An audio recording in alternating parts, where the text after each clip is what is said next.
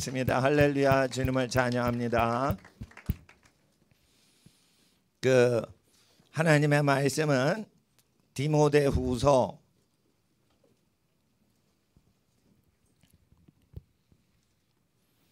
'디모데후서 전체인데 디모데후서는 종말론적인 중요한 내용들이 있습니다.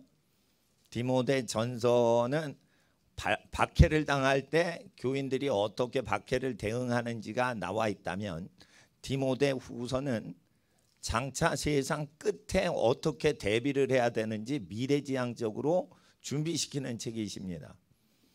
이 데살로니가 지역은 얼마나 핍박이 강하냐면, 다른 지역은 그 마을과 도시에서 복음 전할 때만 괴롭히는데, 데살로니가 사람들은 사도들이 다른 지역으로 피했는데도 쫓아와서 괴롭힐 정도로 박해가 가장 심했던 도시가 데살로니가 지역이고, 현재 그리스에 있습니다. 그리스.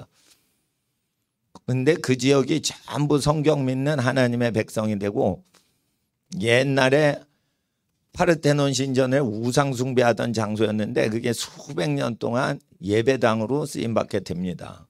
예배당으로 쓰이다가 오래돼 가지고 그 예배당으로 못 쓰니까 지금은 관광지로만 쓰는데, 그렇게 땅이 변화되도록 그렇게 하셨습니다.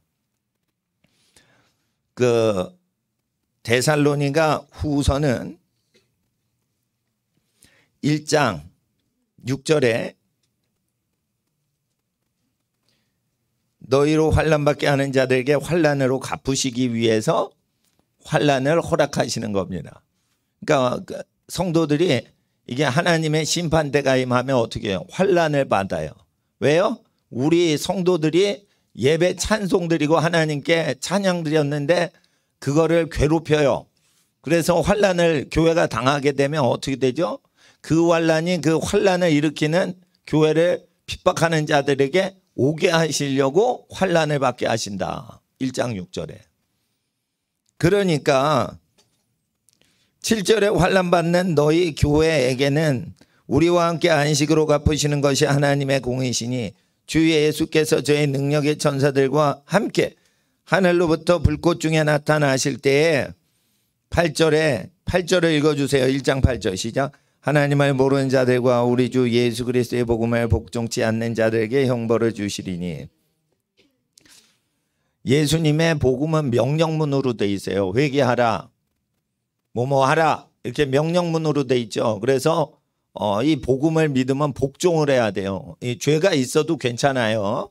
지나간 죄들이 아무리 많아도 복음을 복종을 하면 어떻게 돼요? 회개를 하겠죠. 그리고 실생활적으로 뭐뭐하라 하셨으니까 복종하겠죠. 근데 복종을 않는 것은 무슨 뜻이에요? 복음서를 믿지 않는 거예요. 믿음만 있으면 되고 행할 필요가 없고 복종할 필요가 없다 가리키는 것들은 심판을 받아요. 마지막 때는. 그래서 하나님을 모르는 사람, 안 믿는 사람, 모르는 사람만 심판하시는 게 아니고 예수의 복음을 복종치 않는 자들을 심판하시는 겁니다. 그래서 환난이 교회에 허용이 돼 있다라는 내용은 우리가 익숙지 않은 내용입니다. 교회 하나님은 환난 받는 거를, 교회가 환난 받는 걸 하나님이 허용하셨다는 거예요. 왜냐하면 예수님의 몸된 교회라 예수님이 세상 죄 때문에 고생당하셨죠. 고생하셨어요. 그 한 몸이니까 어떻게 해요? 같이 고생하는 걸 허락하셨다는 거예요. 환난 받는 거. 그러니까 환난 때가 오면 교회 핍박이 있지만 또한 예수의 말씀에 복종치 않는 교회를 심판하는 때예요. 그러니까 교회가 환난을 당하면 알곡 교회와 가라지 교회로 구별하려고 환난 당하게 하시는 게 여기 1장의 내용이죠. 그렇게 되면 영원한 멸망을 받게 하시는 어떤 일이 벌어져요. 그러니까 심판대는 아주 중요한 겁니다. 그러니까 교회가 심판을 당하기도 하지만 교회가 환난 당할 때가 진짜 교회가 나타나는 것인데, 영원한 구원과 심판이 딱 구별되는 거죠. 그러니까 추수 때죠. 이게 알곡인지 가라지인지 구별이 딱 됐을 때 갈라버리는 거예요. 알곡은 모아서 곡간에 저장하고, 그래서 수확을 해서 저장한다. 두 개를 합쳐서 수장절이라고 하죠. 그걸 초막절에 하라고 돼 있어요. 곡식을 수확해서 저장해라. 수장절을 지켜라. 초막절에. 그런데 이 초막절 수장절을 지킬 때는 광야에서 1회 동안 7일 동안 초막에 거하면서 지내거라 이렇게 얘기하셔서 상징적으로는 7일인데 7년을 하루를 7년으로 계산하면 7년 동안 사회와 동떨어져서 생활할 수 있겠니라고 물으시는 거예요. 그래서 전 3년 반 동안 환란이 크게 일어나는 게 예언과 더불어 계시록 11장의 내용이 있고, 그리고 이제 12장에 광야로 여자가 피신해서 3년 반 동안 용의 공격을 피하여 도망가서 피신해 있다. 이게 후 3년 반이고, 그러면 여자가 광야로 피신을 하죠. 근데 바다에서 짐승이 나오는데 짐승이 나오기 전에 용이 바닷가 모래 위에 예수의 남은 자손들과 싸우려고 바다 모래가 위에 섰더라. 그때 예수님이 재림하시는 게 아니라 바다에서 짐승이 나오니 짐승은 전 세계를 다 장악한 해양 세력에서 나온다. 전 세계 패권은 어디서 나온다?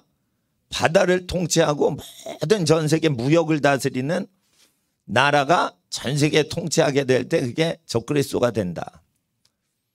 그 3년 반 동안 피신을 갔어요. 그러니까 사회 적응을 할 필요가 없게 사는 걸 준비하는 사람들은 광야로 피신한 여자의 후손들인데, 남은 여자의 후손 곧 예수의 증거를 가진 사람들이 남아있는데 용하고 싸워야 돼요. 그러니까 도시에서 싸워야 되는 롯과 같은 사람이 있어요. 광야로 가서 신앙생활 자유롭게 하는 아브라함 같은 신앙생활이 있는데, 아브라함 같이 살질 못하면 소돔성 망할 때 장망성, 장차 멸망하는 성에 남아가지고 거기서 믿음으로 싸우고 있는 사람들이 있어요. 그걸 롯이라고 하는 거예요. 예. 그래서 마지막 때는 그 사회에 적응된 자와 적응이 안 된 자, 적응이 안 되면 빚이 없이 살아요. 정부 보조금을 안 받고 살아요. 내가 일해서 내가 살아요. 그러면 아브라함이 되는 거예요. 사회생활 열심히 하고 주고 또 받고 도움 받고 도움 주고 이렇게 사회생활을 계속하면 어떻게 돼요? 묶이게 돼 있어요. 거기서 못 나와요. 왜? 도움을 주고 받으면서 생존을 해야 되기 때문에. 그래서 누굴 도와줄 땐 일방적으로 도와주고 자기 혼자 사는 사람이 믿음이 좋은 거지, 서로 돕고 살면은 저주에 걸려요. 끝에는. 서로 돕고 도움 주고받고 이러면 안 돼. 아무 대가 없이 빌리려는 의도 없이 빌려주는 사람만 안심을 하고 살 수 있어요. 그러니까 빚은 지구 끝까지 쫓아와요. 이런 말이 있어요. 여러분이 항해하다가 바다에 좌초가 됐어. 태평양 이름 모를 무인도에. 그러면 어떻게 해요? 가만 계세요. 거기 빗장이가 쫓아와요. 빗장이가 와서 여기 무인도네. 그리고 여기 사람 있네. 이 사람 죽이지 마세요. 이 사람 죽으면 내 빚 못 갚아요. 살려야 돼요. 이렇게 얘기하면서 여러분을 건져줘요. 그러니까 무슨 말이 있냐면 미국에서 이런 말이 있어요. 디즈니가 이제 미키마우스 도널드 덕 그려가지고 만화가인데 아주 부자가 됐어요. 그래서 디즈니랜드라는 테마파크 놀이공원도 만들고 뭐 막 그랬어요. 근데 이제 미키마우스 그리면은 로얄티를 받아요, 거기. 그래서 미국에서 이런 말이 있어요. 만화가들한테. 여객선이 파선을 해가지고 무인도에 로빈슨 크루소처럼 하거든 모래사장에 미키마우스를 그리래요. 그럼 인공위성에서 이렇게 누가 미키마우스 도용하나 이렇게 하다가 모래사장에 미키마우스가 그려지면은 제트 비행기 타고 와가지고 로열티 내나, 미키마우스 사용했으니까 상표 도용했으니까 로열티나 이러고는 데려간다는 거예요. 그러니까 이 뭐 사용을 해도 그게 빚이에요, 빚. 남의 것을 사용하면 다 빚이에요. 한 번은 그 삼성에서 네모난 휴대폰을 만들으니까 애플에서 스마트폰 애플이 최초로 개발할 때 네모로 만들었는데 왜 네모로 만들어 이래가지고 재판을 한 적이 있어요. 여러분 그러면은 뭐 핸드폰을 그럼 동그랗게 만들면 더 편해요. 네모가 얼마나 많아요. 이거 건물도 천정이 네모고 또 뭐가 네모야? 문짝도 네모네. 다 네모가 전부 애플이 거면은 어떻게 그거 해요? 문을 열고 닫을 때마다 애플이 뭐 돈을 받아요? 뭐예요? 이건 뭐냐면 기득권을 가진 사람이 자기 흉내 내면은 일하지 않아도 카피만 하면 돈을 뜯어가는 거예요. 그러니까 자기 거를 해야 돼요. 다 자기 거. 음악을 해도요. 자기 거를 작사 작곡하셔야 돼요. 그 창조성이 있어야 돼요. 창조성이 있으려면 창조하는 민족은 예배하는 민족이에요. 항상 예배하는 사람들이 배우지 않고 배움을 가르쳐줘요. 그럴 때 예수로 따라서 사는 것이 가장 안전한 삶이라 지혜와 지식의 모든 보화가 예수 안에 감춰져 있다. 근데 예수님 말씀대로 안 사니까 고생하고 정치, 경제, 사회, 교육, 문화적으로 고생하면서 하는 거예요. 그러니까 은행들이 지금 다른 돈들을 다 융자해서 끌어당기고 돌려막으면서 이제 그 장사라는 게 금융업인데 금융이 망할 때가 와요. 전쟁이 올 때가 있어요. 그럴 때 전쟁이 오는 거는 하나님이 무슨 죄 지으면 반드시 죽여라 라는 죄를 국가적으로 죽이지 말라, 괜찮다, 죄가 아니다 할 때예요. 그러면 하나님이 죽이려고 보내신단 말이에요. 그러니까 반드시 피를 흘려야 돼요. 여러분 그 불륜을 저지른 사람들이 왜 아기를 띠려고 그래요? 간음을 했기 때문에 아기를 죽여야 돼요. 어른이 죽든지. 그래서 아기를 죽이는 거예요. 근데 그거 하나님이 아시는 거예요. 그러니까 불륜을 해서 임신이 덜커덕되면은 95%는 아기를 죽이게 돼 있어요. 그런 인간의 본성이 있다라고 돼 있어요. 그렇게 돼 있습니다. 그러니까 하나님 앞에서 그거를 하나님 앞에 죄다 하지 말고 아기가 불륜으로 생기거나 간음으로 생기면은 애를 지우려고 한다. 그럴 때 애를 지운다는 건 애를 죽이는 거다. 그래서 반드시 피 흘림이 있어야지 일어난다 이거예요. 그런 게 일어나게 되는 겁니다. 그러니까 다윗이 우리아의 철을 뺏어다가 애를 베게 했을 때 하나님이 아기를 쳐 죽이시죠. 그 아기 죄가 아니에요. 아기가 그 부모의 죄를 대신해서 죽는 거예요. 예. 그 간음이 없었으면 그 아기가 죽을 일이 없는 거예요. 그러니까 여호와께서 치시니라 천벌을 내리사 아기가 죽는 거예요. 그런 거는 인간이 잘 몰라요. 생명체가 죽으니까.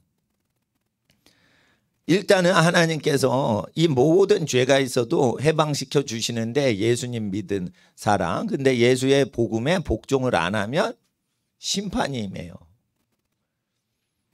그래서 두아디라 교회에 간음이 있고 행음하는 것이 있는데 자칭 선지자라는 이세벨이 하나님의 종들을 꿰어 행음을 해서 스캔들이 교회 안에 이루어질 때 회개할 기회를 안 주면 그 자식들이 죽게 하리라.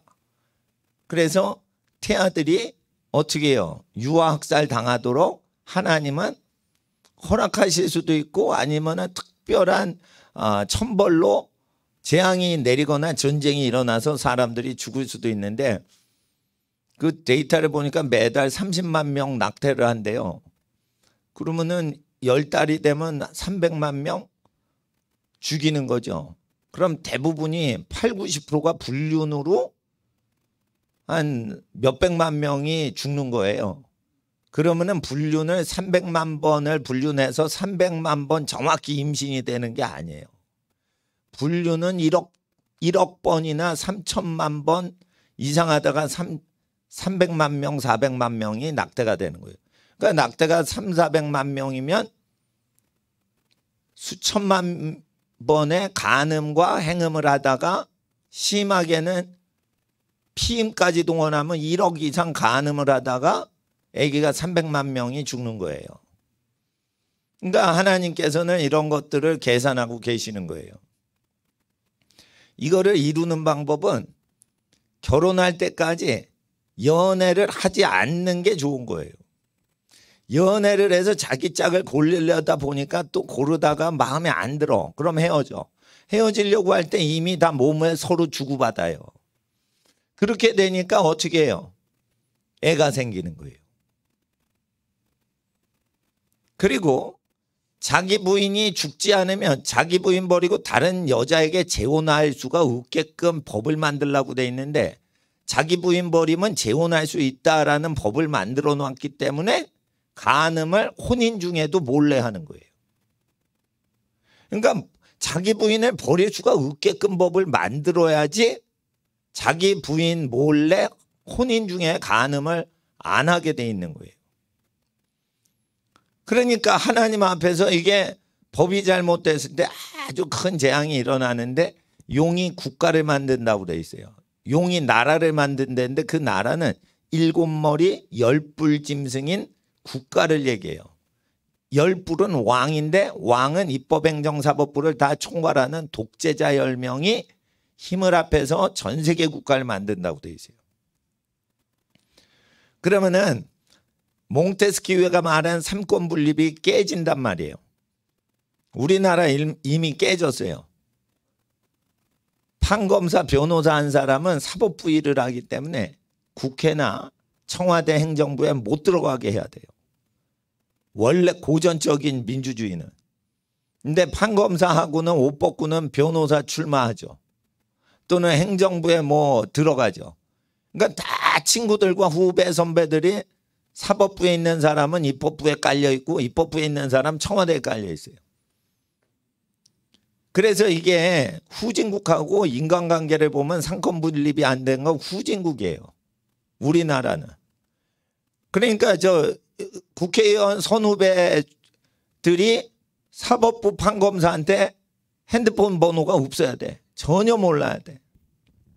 근데 그게 다 있다고요. 그러니까 이제 정치 야합이 되는 거죠. 거기다 여기 언론까지 가세를 하는 거예요. 언론까지.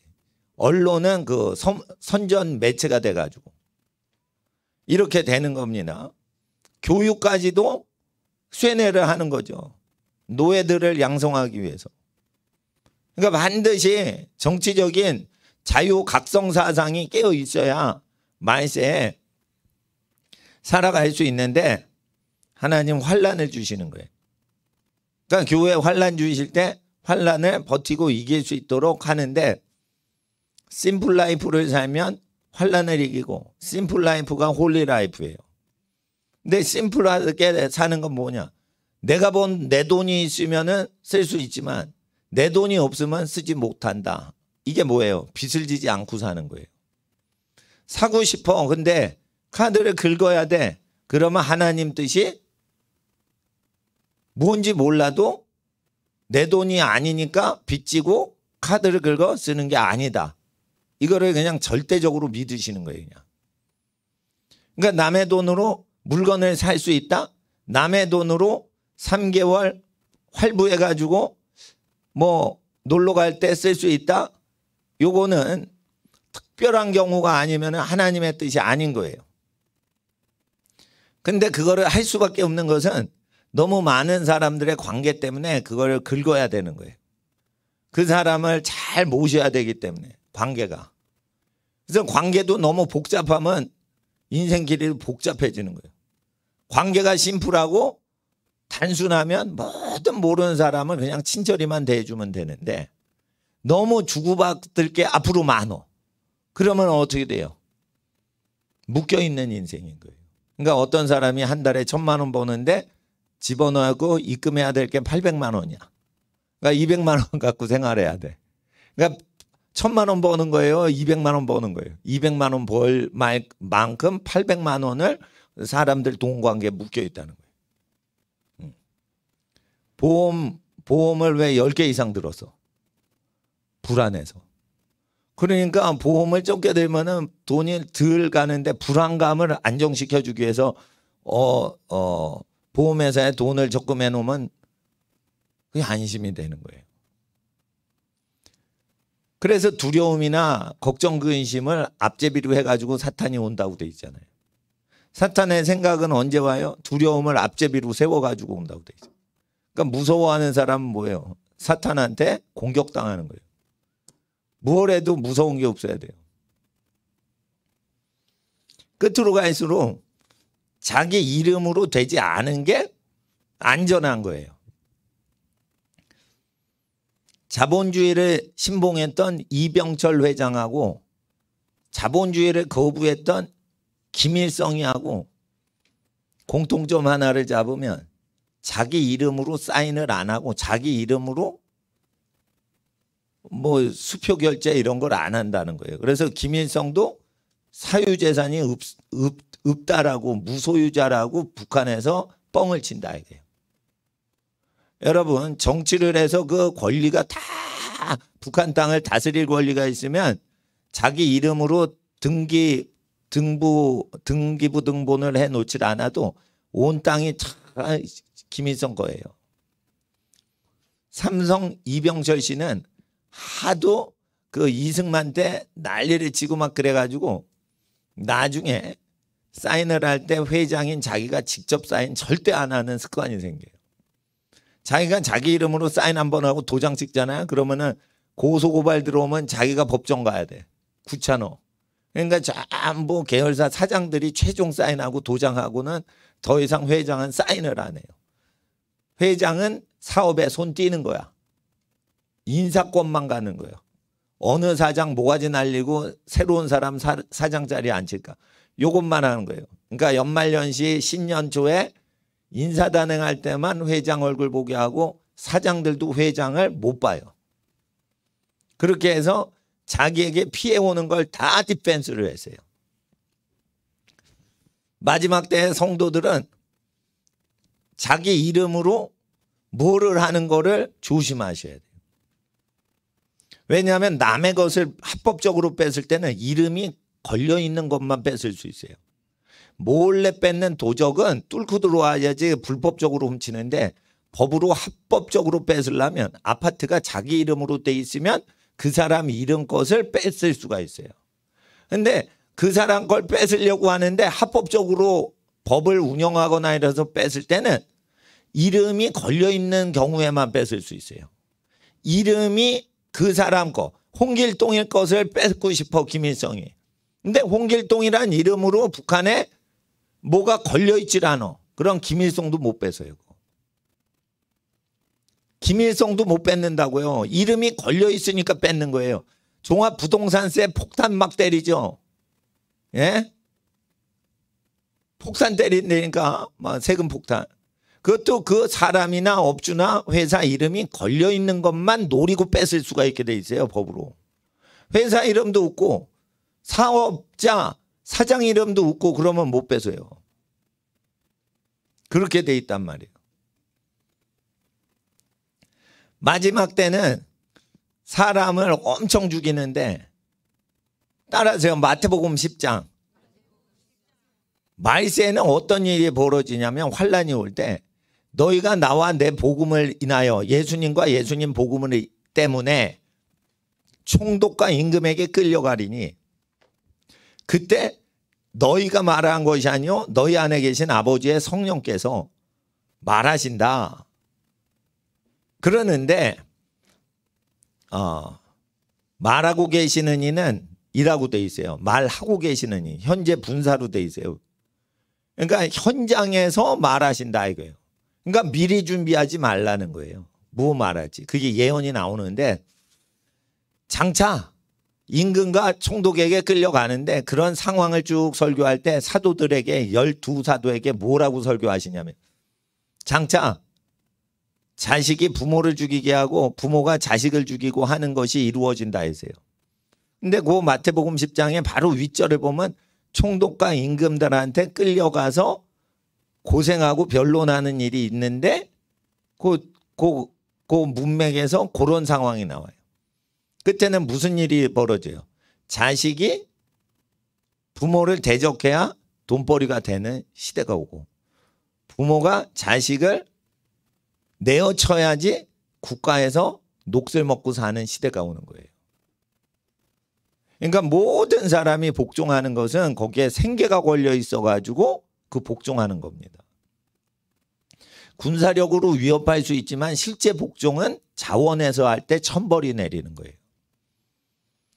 그러니까 싫지만 억지로 총칼에 위협에 못 견뎌서 할 때는 하나님이 좀 봐줘요. 불쌍하게 보셔요.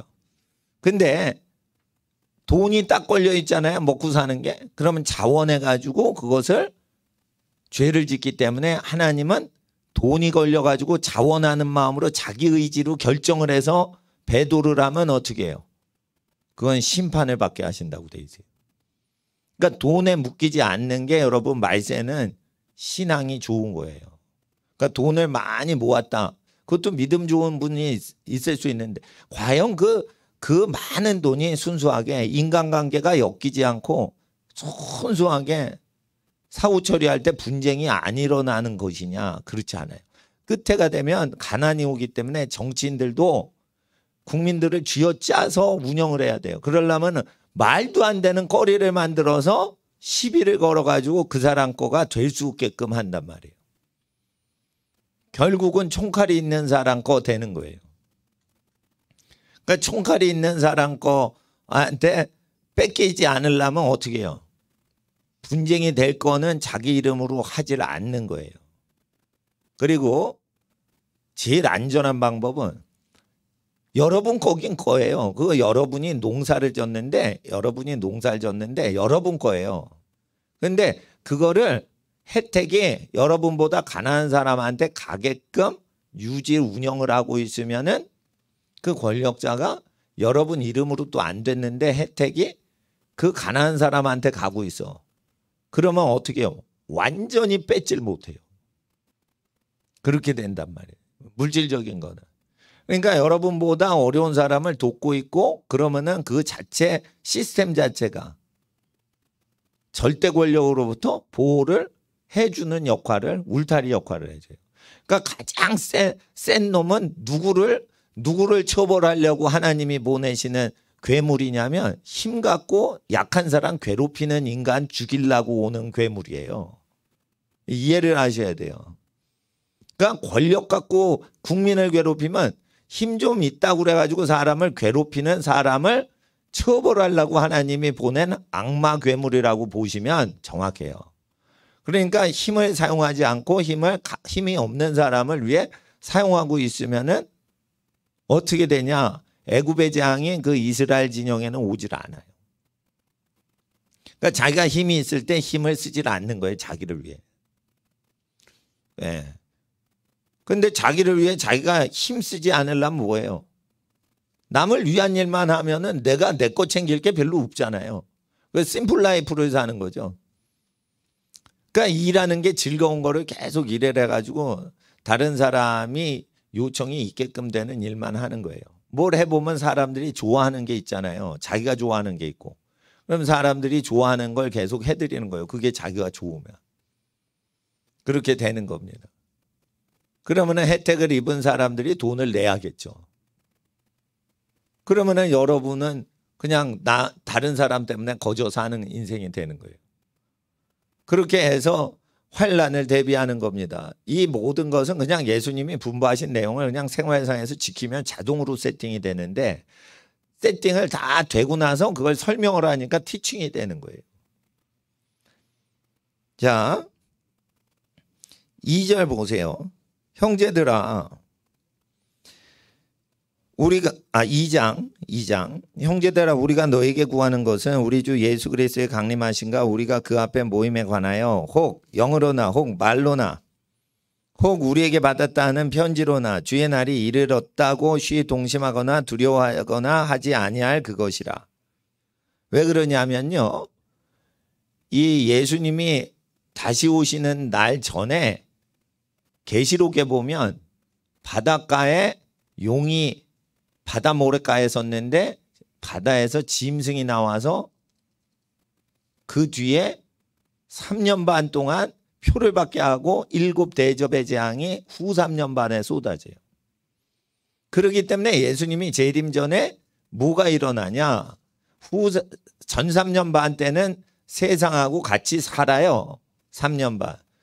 근데 후 3년 반으로 들어갈 때 광야로 여자가 피신을 가고 여자가 낳은 남자애가 하늘로 올라가는데 그거는 순교를 당한 아이들이에요. 왜 그러냐? 형제들이 죽기까지 어린 양의 보혈과 자기들의 증거하는 말로서 마귀를 이겼다 했어요. 그리고 아들이 올라가, 남자애가. 그거는 예수님이 아니고 장차 될 일이라고 돼 있어요. 그러니까 장차 만국을 철장으로 다스릴 사람들이 올라가는 거예요. 목숨 버리기까지 싸워 이긴 거예요. 그러니까 순교자들은 하늘로 올라가고 나머지 여자의 후손들은 광야로 피신하는 거예요. 그게 전 3년 반 끝날 때 그렇게 된단 말이에요. 왜 그러냐면 3년 반 동안 비우지 못하게 하고 3년 반 동안 물이 피가 되게 하면서 모세의 기적과 엘리야의 기적을 보이죠. 3년 반 비 안 오게 했죠. 엘리야 때. 모세 때 물이 피가 되게 하죠. 물이 피가 되게 하는 거는 왜 갓난아기들 이렇게 강물에 빠져 죽여. 이렇게 되는 거예요. 산부인과에서 낙태하면은 애들 어디다 버려요. 한강 하수도에 버려요. 다. 그 국립묘지에 이렇게 장례식 해주는 게 아니에요. 예. 그러니까 변기에다 흘려보낸단 말이에요. 그냥 애기들. 그러니까 한강으로 다 가거든요. 하수관 통해서. 그럴 때 이제 모세가 마지막에 뭐 요단강, 애국강, 나일강 뭐 이런 데뿐 아니라 뭐 양쯔강이나 한강에 나타나면 미시시피 강에 나타나면 이게 물이 피가 되게 하는 거를 보여서 마지막 때는 아기를 사정없이 죽이는 일들이 일어나는데 이것은 어느 민족이 많이 인구가 불어나면 독립을 할까 봐 그 독립할 민족들은 정치 권력이 생기기 전에 낙태를 시키는 일이 크게 벌어진다는 거예요. 그러니까 낙태를 왜 시키냐면 그 여자들이 아기 낳죠. 근데 여자들이 계속 아기를 낳으면 그 민족 수요가 피임을 하는 민족보다 어떻게 돼요? 많아지죠. 피임을 하는 거는 어떻게 해요? 좀 근사하게 사는 사람들이 피임을 많이 해요. 근데 근사하게 사는 사람이 통치해야 되는데 민주주의라 가지고 자꾸만 쪽수를 늘리는 거예요. 그러면 이게 두려워요? 안 두려워요? 권력자는 두려워한다고 돼 있어요. 성경에. 인간 숫자가 어느 혈육끼리 늘어나는 걸 무서워한다고 돼 있어요. 성경 진리가. 우리는 권력이 있어 본 적이 없어서 이해를 못하지만 하나님은 권력이 있는 사람의 심리를 그대로 파헤쳐서 기록을 한 거예요. 그러니까 시진핑이가 이거 딱 보면 모택동이 이걸 딱 보면 이거 불질러 금서로 만들어. 사지도 못하고 읽지도 못하고 팔지도 못하게 만들어. 딱 그런 이유가 뭐예요? 그냥 심령을 모택동이 시진핑이 심령을 후벼 파는 얘기가 있어. 그러니까 낙태를 허용하는 거는 반드시 인구 조절을 위해서 낙태를 시키는 거예요. 그때 여자들이 낙태를 하고 가족을 풍요롭게 살기 위해서 애를 수를 줄인다. 그래서 자유가 없어지는 거예요. 누구 밑에서 권력자 밑에서 시다발이 치고 사는 거예요. 그러니까 반드시 가족이 번성하면 어떻게 돼요? 자연법에 의해서 자연스럽게 그게 나라가 돼버리게 돼 있어요.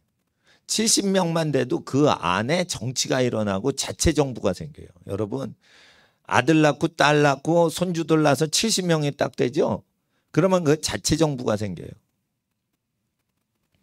70명을 낳아놓고서 한번 얘기를 해보세요. 아니 성경에 그렇게 돼 있어요. 그러니까 70명이 됐을 때 비로소 애굽에 집어넣어요. 왜냐하면 자체 정부가 들어갈 수 있어요. 그러니까 70명이 단합을 하면 70억도 어떻게 그 건드리질 못해요. 그냥 똘똘 뭉쳐가지고 그렇게 되니까. 요거를 찢는 방법이 뭐예요? 사유재산이에요. 사유재산을 네 거 내 거로 아버지랑 엄마랑 자식이 고소고발할 수 있게 만드는 거예요. 그래서 요즘도 아들이 아버지 돌아가실 때 재산 받았는데 엄마한테 더 갔으니까 엄마 거 뺏어서 자기 재산 만들어 달라고 엄마 대상으로 고소고발하는 아들, 딸이 있어요. 그게 합법적이고 인권운동에 합법한 인권 주장하는 모습이라고 교육을 해요.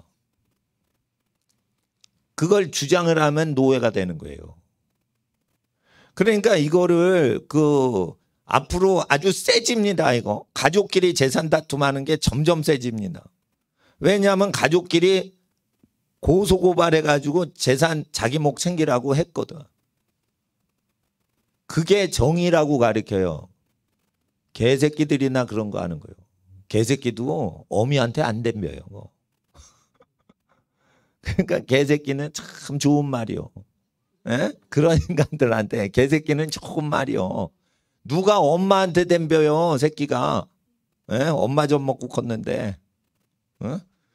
근데 이게 뭐 아버지 돌아가시고 유산 왜 부인한테 더 많이 줘서 이렇게 되는 거예요. 그러니까 기독교인이 된다는 것은 가족을 부요하게만 만들고 자기는 가족 중에 제일 검소하게 살겠다고 헌신하셔야 환란을 이겨요. 지옥 같은 환란이 뭔 줄 알아요? 가족끼리 재산 싸움하면 그게 지옥 자체인 거예요. 그게 죽기 전에 지옥을 경험하는 거예요. 거기서 반응을 지옥스럽게 하죠. 그놈은 100% 지옥으로 끌려 들어가는 놈이고. 그러니까 지옥 중에 제일 지옥이 뭐냐? 이성관계가 엉켜가지고 쌈박질하는 게 제일 지옥스럽게 사는 거 끝에서 두 번째 지옥이고, 제일 밑바닥 지옥이 재산 갖고 식구끼리 싸우는 게 제일 큰 지옥이에요. 그게. 예. 근데 이게 법제화됩니다. 법제화됐고요. 더 법제화됩니다. 예.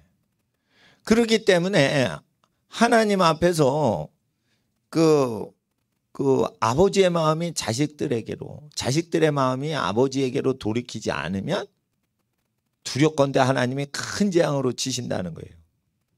그 재앙 중에 뭐가 재앙이에요? 하나님이 내리시는 재앙. 가족끼리 소송전 벌리는 재앙. 이게 재앙 중에 제일 큰 재앙이에요. 그거는 누가 다투지 않겠다 하는 사람이 나와야 되는 거예요. 그러니까 이병철 씨가 죽을 때 이맹희가 아들이었는데 아버지 말을 안 듣고 뭐 그랬어요. 이창이라는 첫째, 둘째 아들이. 근데 셋째 아들 막내둥이가 아버지 명을 어긴 적이 없어. 그러니까 이건희 씨가 삼성 회장을 이어받았어요. 근데 죽기 얼마 전에 삼성 특검 김용철 변호사가 나와서 삼성이 이렇게 돈을 부정적으로 했어요. 그러고 깠어.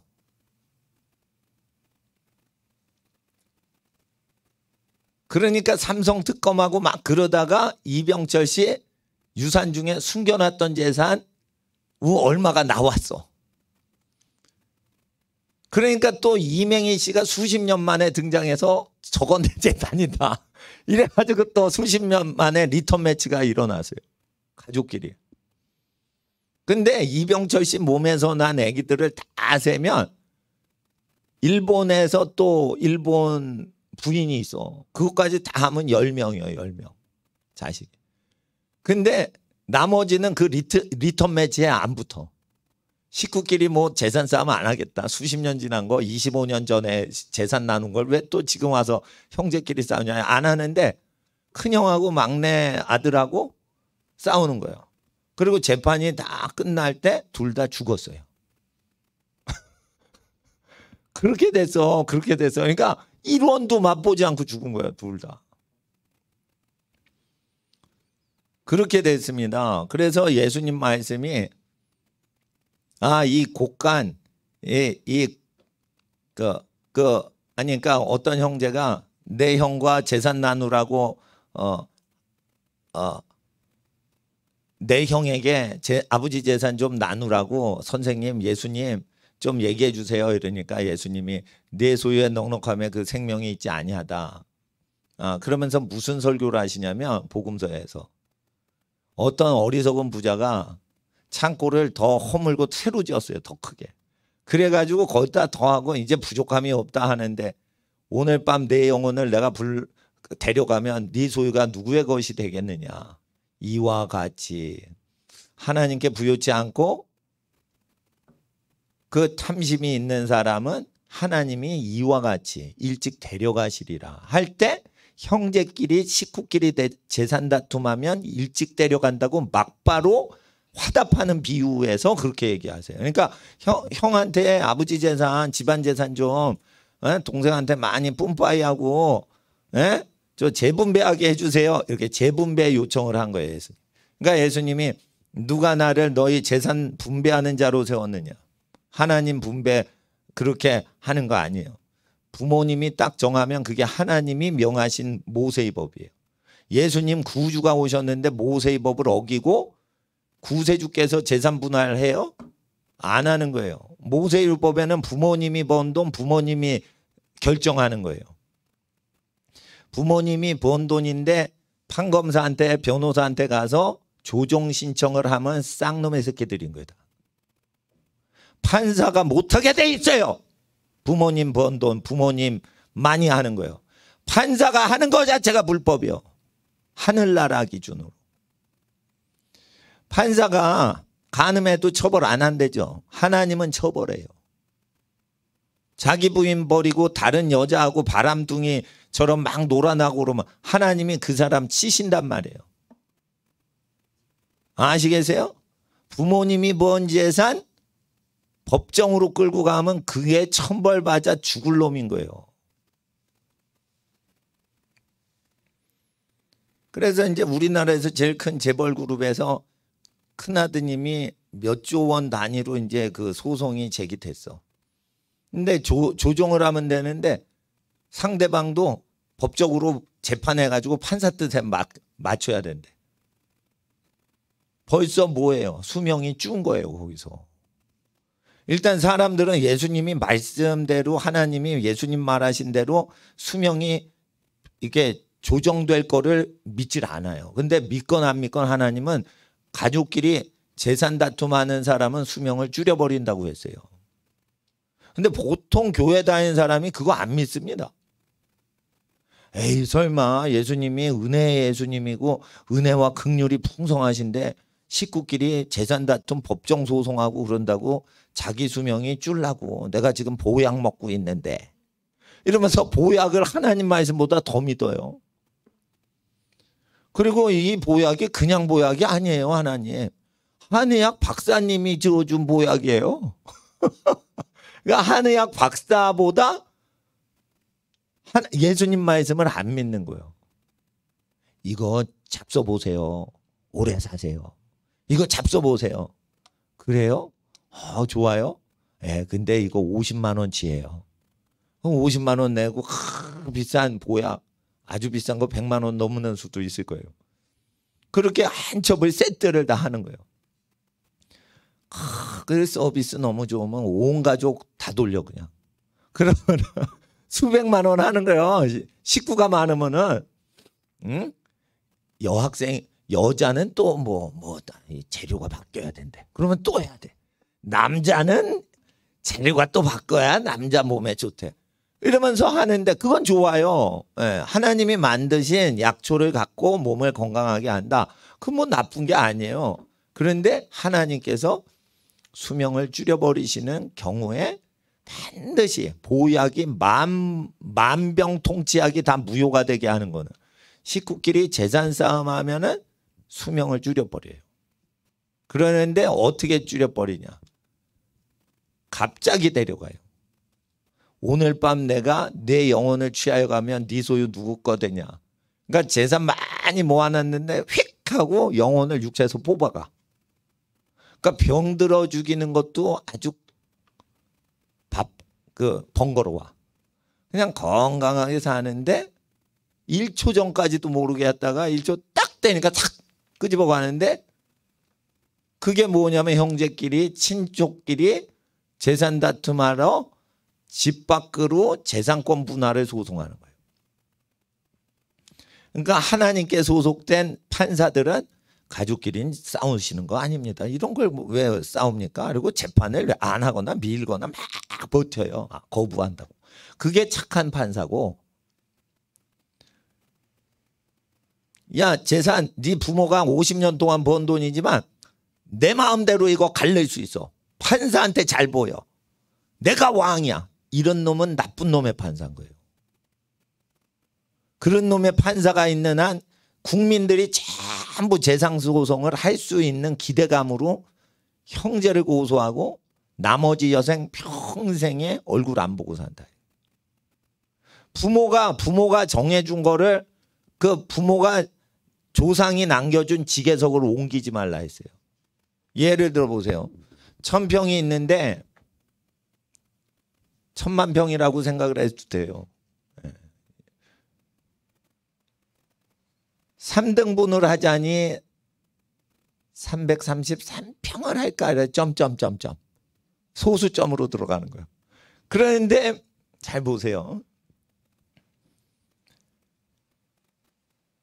두 몫을 주자 장남한테. 왜냐하면 장남이 멀리 안 가고 농사를 계속 지으면서 시골에서 부모님을 섬기고 둘째 셋째는 서울 가고 부산 가서 부자가 됐어요.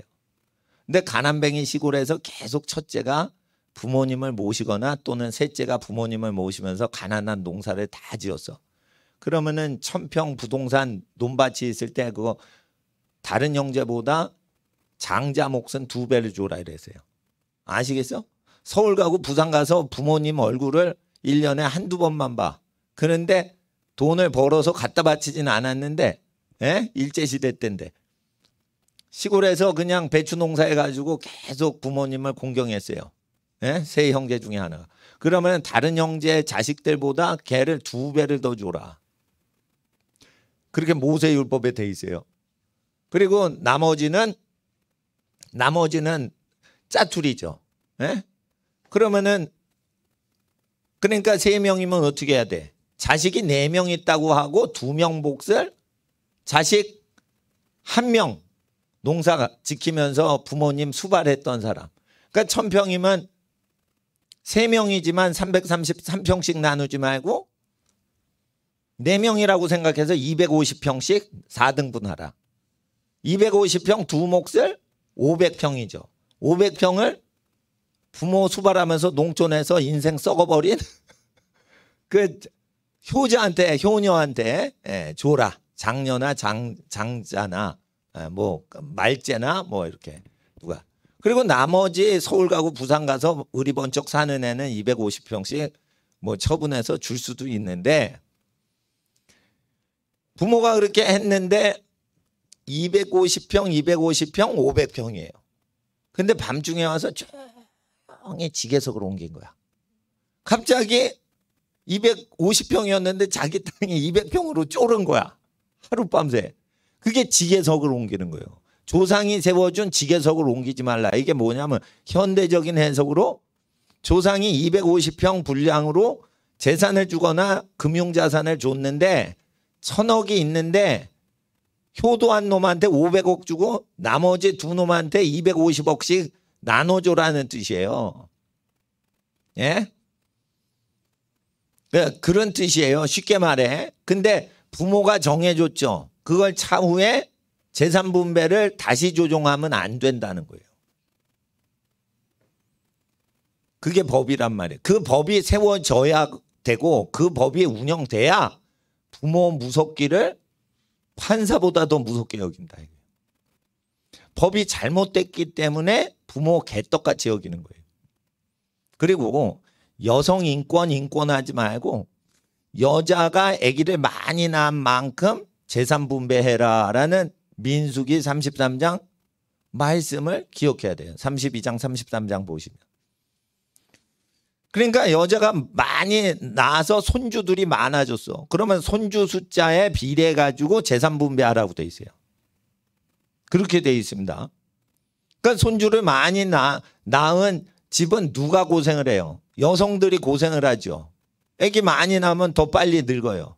그러니까 재산 더 많이 주라고 돼 있어요.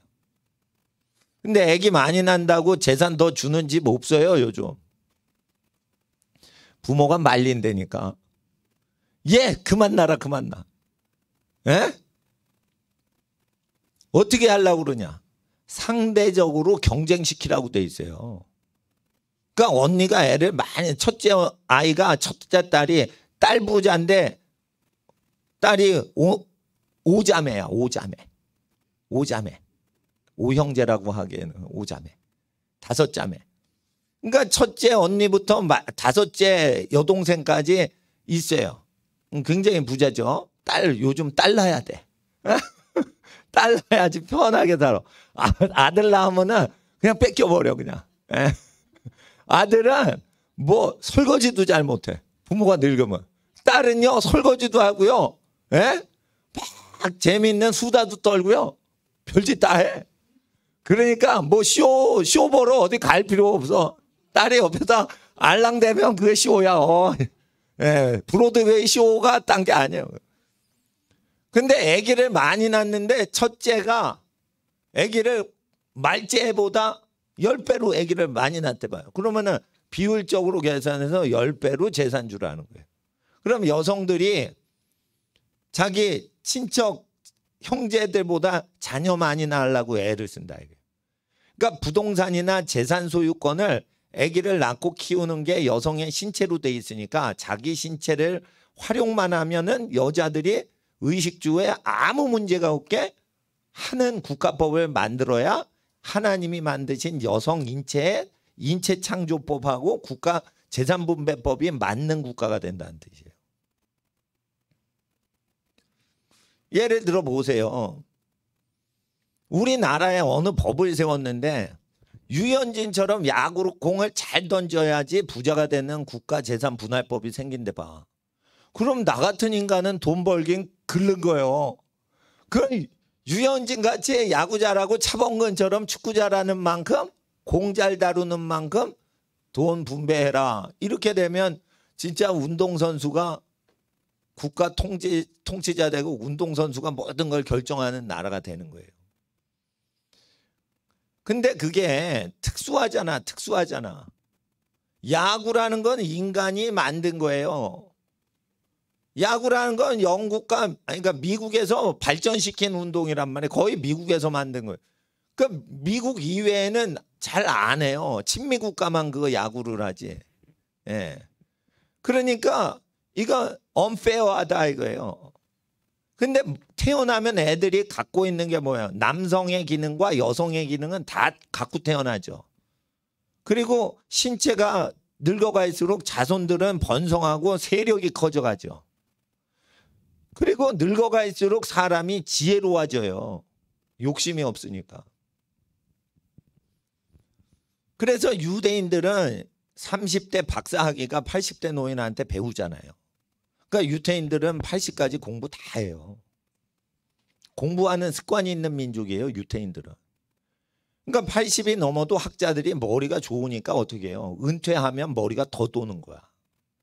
업무가 줄고 연구 활동만 더 열심히 하는 거예요. 60이 넘어서. 그러니까 지혜는 70대, 80대 때 최고봉을 찍는다는 거예요. 멋있잖아요, 이게. 예. 그러니까 인간 그렇게 만들어야 되는 거예요. 한번 저 보세요. 제가 70, 80대 얼마나 지력이 상승하는가. 나는 유대인이 하는 게 맞다고 봐요. 그러니까 내가 전교조를 반대하고 내가 유대인 교육하고 영국 왕실에서 왕세자들 교육하는 법대로 지금 수요일하고 금요일 날 어린이들 가르쳐 보는 거예요. 지금.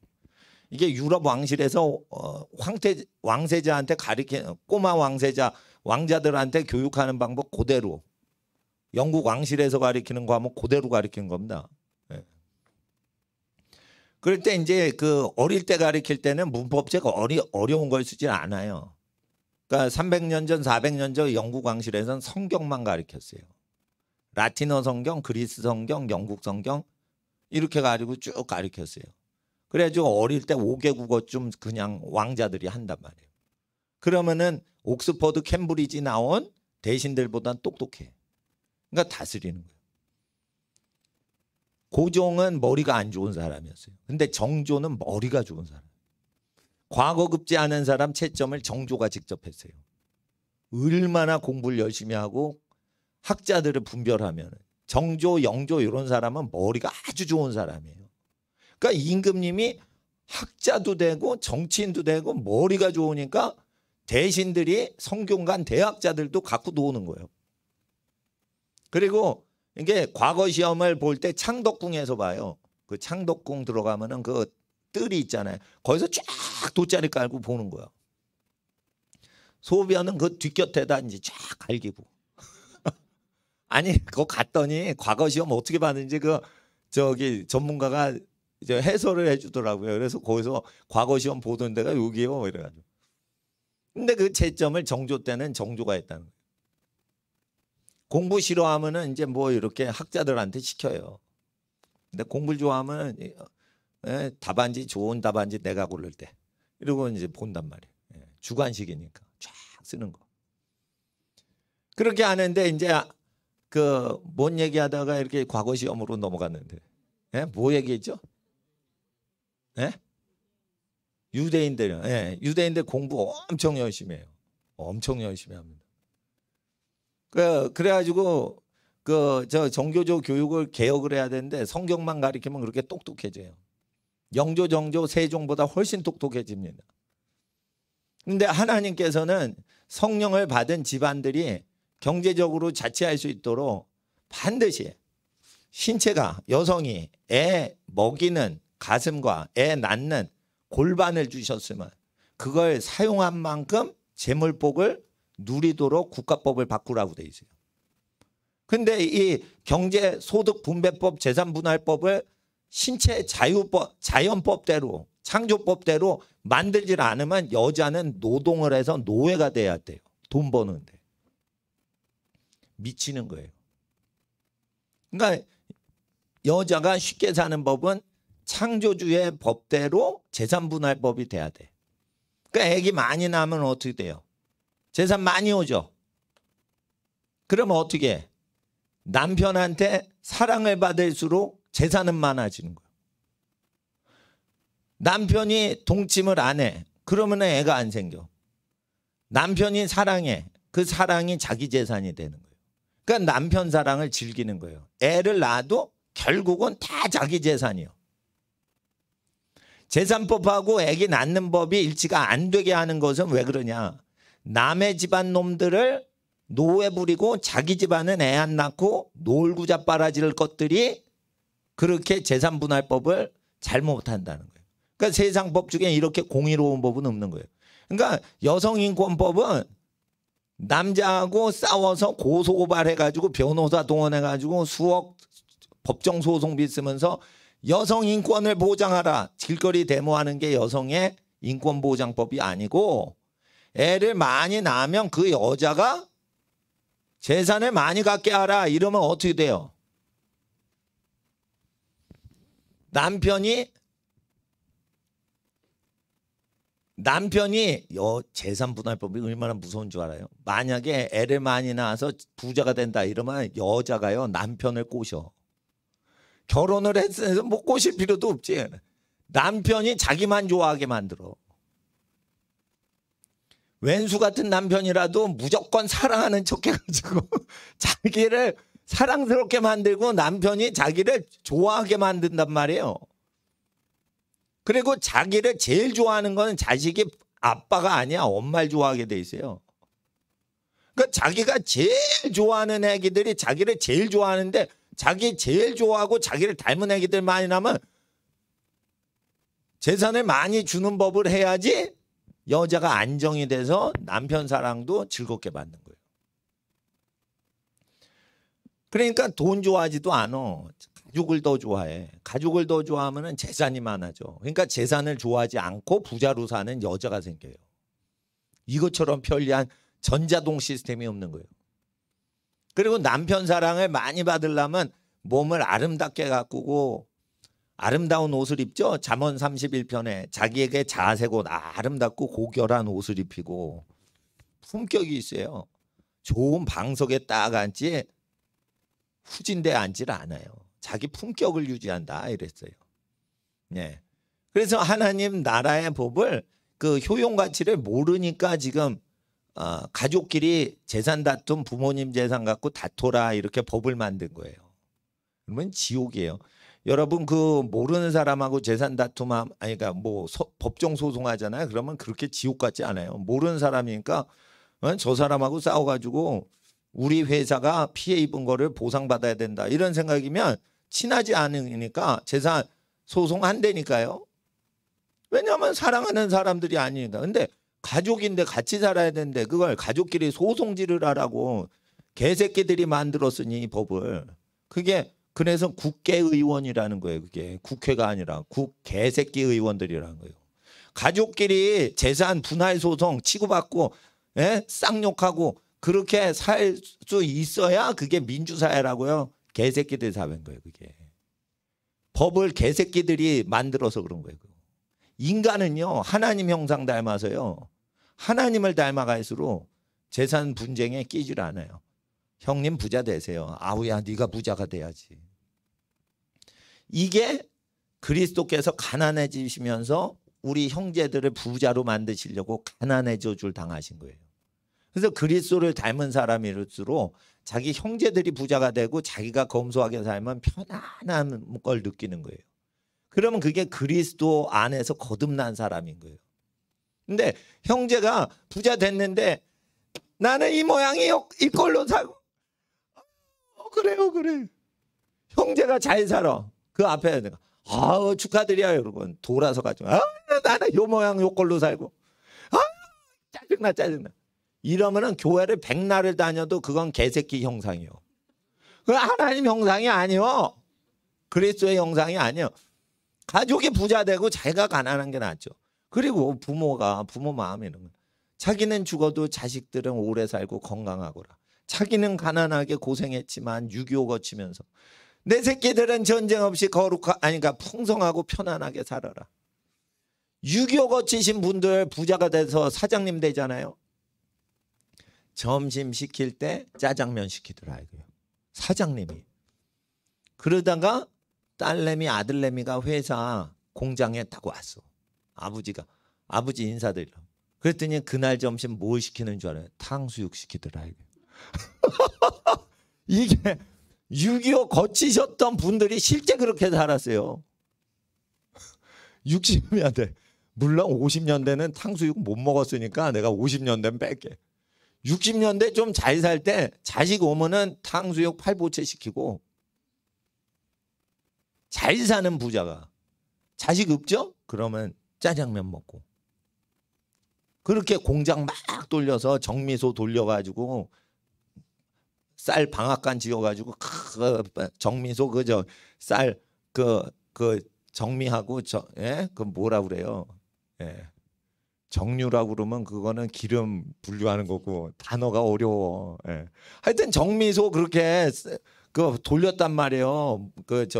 막 탈곡기 돌리고 막 이러면 시골 마을 다 그렇게 하고 이제 도시도 다 그렇게 했다니까 무슨 업종이건 간에 신발 공장이군 정미소건 간에 방앗간이고 떡집이고 다 그렇게 살았어요.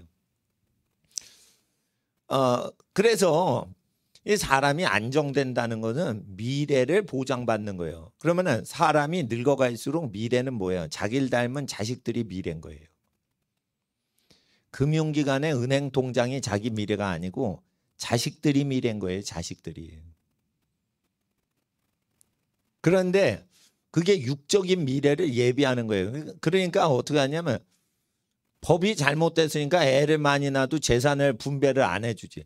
여자가 애를 낳고 키우면은 돈 벌 여유가 없어요. 그게 창조법인 거예요. 그러면은 여자가 애 낳고 키우는데 정신이 팔리면은 돈 버는 게 손에 잡히질 않아요. 애기 생각이 나니까. 그러니까 애기가 걱정이 되고 그러면은 직장 때려치는 엄마들이 그게 정상인 거예요. 왜? 인간 본능이 자기 버는 그 소득 월급보다 애기 더 돌보고 싶은 거예요. 이게 본능인 거예요. 그러니까 애기는 자기 생업보다 더 중요하다고 느끼는 거예요. 그게 하나님이 주신 마음이에요. 그런데 아기를 많이 낳으라는 거예요. 그러면은 그거를 어떻게 해줘야 돼? 집안이나 남편이 그거를 다 아울러서 책임을 지는 거예요. 그러니까 남편 말을 들어야 되는 거예요. 여자는 중요한 아기 낳고 키우는 일을 해야 되니까 나머지는 남편 말을 듣고 남편이 알아서 해야 되는 거예요. 그러니까 여자가 여러분 시집갈 때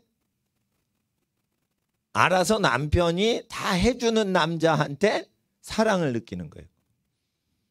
남자가 잘생겼어. 근데 무능해. 그러면은 시집가고 싶은 열망이 식어요. 여자는 그래요. 그러니까 남자는 가난한 여자를 위해서 막 다 받쳐서 데려오고 결혼하고 싶어 하지만 여자는 그러면 안 돼. 민수기 끝에 보면. 그러니까 기본적으로 의식주는 월세를 살더라도 남편이 능력 있고 든든하면 재산은 하나도 없어도 남편이 든든하니까 시집 가는 거예요. 그래서 남자가 못생겨도 능력이 있으면 장가를 간다니까. 근데 남자가 잘생겼는데 이게 능력이 없으면 장가를 못 가요. 예? 근데 요즘 여자는 눈이 삐어서 잘생긴 남자여야 시집 간대. 돌다가리 여자들 같은. 아이고. 잘생겨야 되는데 왜 그러나 봤더니 뭐 BTS만 보고 누구를 또 보고 이러면서 연예인만 보는 거예요. 연예인 보다가 테레비를 딱 끄고 온 서울 시내 남자를 다 길거리에서 보니 100명 중에 한두 명도 안 나오더라 이거요. 얼굴 레벨이 너무 높여놨어 눈을. 여자 눈을 너무 높여놨어. 미혹을 당한 거예요. 미혹을 당한 거라.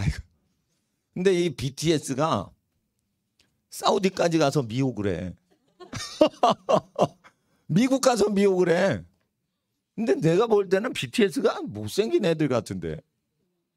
염색하고 뭐 남자가 이렇게 귀걸이하고 그래가지고 집중시키는 거지. 나는 남자가 잘생긴 거는 죄송하지만 옛날 배우 뭐 그레고리 팩, 남궁원 이런 사람이 더 잘생긴 것 같은데. 신성일 뭐 이런 사람이 약간 더 잘생긴 남자 얼굴 같은데. 요즘은 뭐 덜 생겨도 그냥 미남이래. 귀걸이 달고 나오면 그냥 미남이래. 그래서 남자가 왜 귀걸이를 하나. 개성이 있어야 돈을 또 벌어요. 그렇지만은 이 개성은 하루 볼 때 개성이지. 그거 계속 귀걸이 끼고 이렇게 평생 같이 살면은 거주장스러운 거예요. 네? 그러니까 중요한 건 여호와의 법이다. 뭐니 중요하도 뭐니가 결정되는 건 여자가 창조된 몸의 생체 기능에 의해서 재산이 오게 해야 된다. 남자는 튼튼하고 힘있게 생기고 건실하게 생겼죠. 그러니까 그 경제 활동을 열심히 몸을 굴려 일을 해서 성실하면 좋은 남자로 봐야 되는데 그렇게 안 본단 말이에요. 그러니까 쇠뇌가 된 거예요. 쇠뇌가 된 거. 그러니까 복이 있는 남자랑 복이 있는 여자는 세상 기준이랑 좀 달라요. 그래서 성경 자꾸만 보셔서 사회 구조, 법 구조가 잘못되어 있다는 걸 아시면은 여러분이 국회의원이 되거나 정치 활동하면은 대박 내거나 여러분이 이기는데 지는 경우가 없어요. 그러니까 이게 정치 투쟁하는 거리를 제가 드리는 거예요. 여자의 인권은요. 출산을 많이 할 만큼 재산이나 이런 거 자식을 많이 낳은 만큼만 가져야지 돈을 벌려고 노예 시장에 팔려나가는 여자들이 적어진단 말이에요. 그러면 애를 많이 낳죠. 그러면은 그런 여자한테는 어떻게 해요? 남자들이 애를 많이 낳고 그러면은 그 복이 있는 여자를 만났으니까 부모 재산을 사회의 모든 것을 끌어들일 수 있으니까 어떻게 해요? 애를 잘 낳고 키우는 여자를 고르겠죠, 남자가. 술집 기생 같은 여자들보다는 가정적인 여자를 고르겠죠, 결혼할 때. 남자가. 그러니까 연애 중심에서 가정 중심의 여자를 고르겠죠. 그러니까 놀잇감인 여성을 고르는 게 아니고 가정에 충성을 하는 여자를 사랑하게 되겠죠. 그래야 자기도 잘 되니까. 그러니까 남자도 자연히 가정 중심적이 되겠죠. 그러니까 외도를 안 하게 되는 거예요. 자동 구조가. 근데 이게 깨진단 말이에요. 왜냐하면 정치인들이 아기를 많이 낳으면 그 사람끼리 뭉치거든요.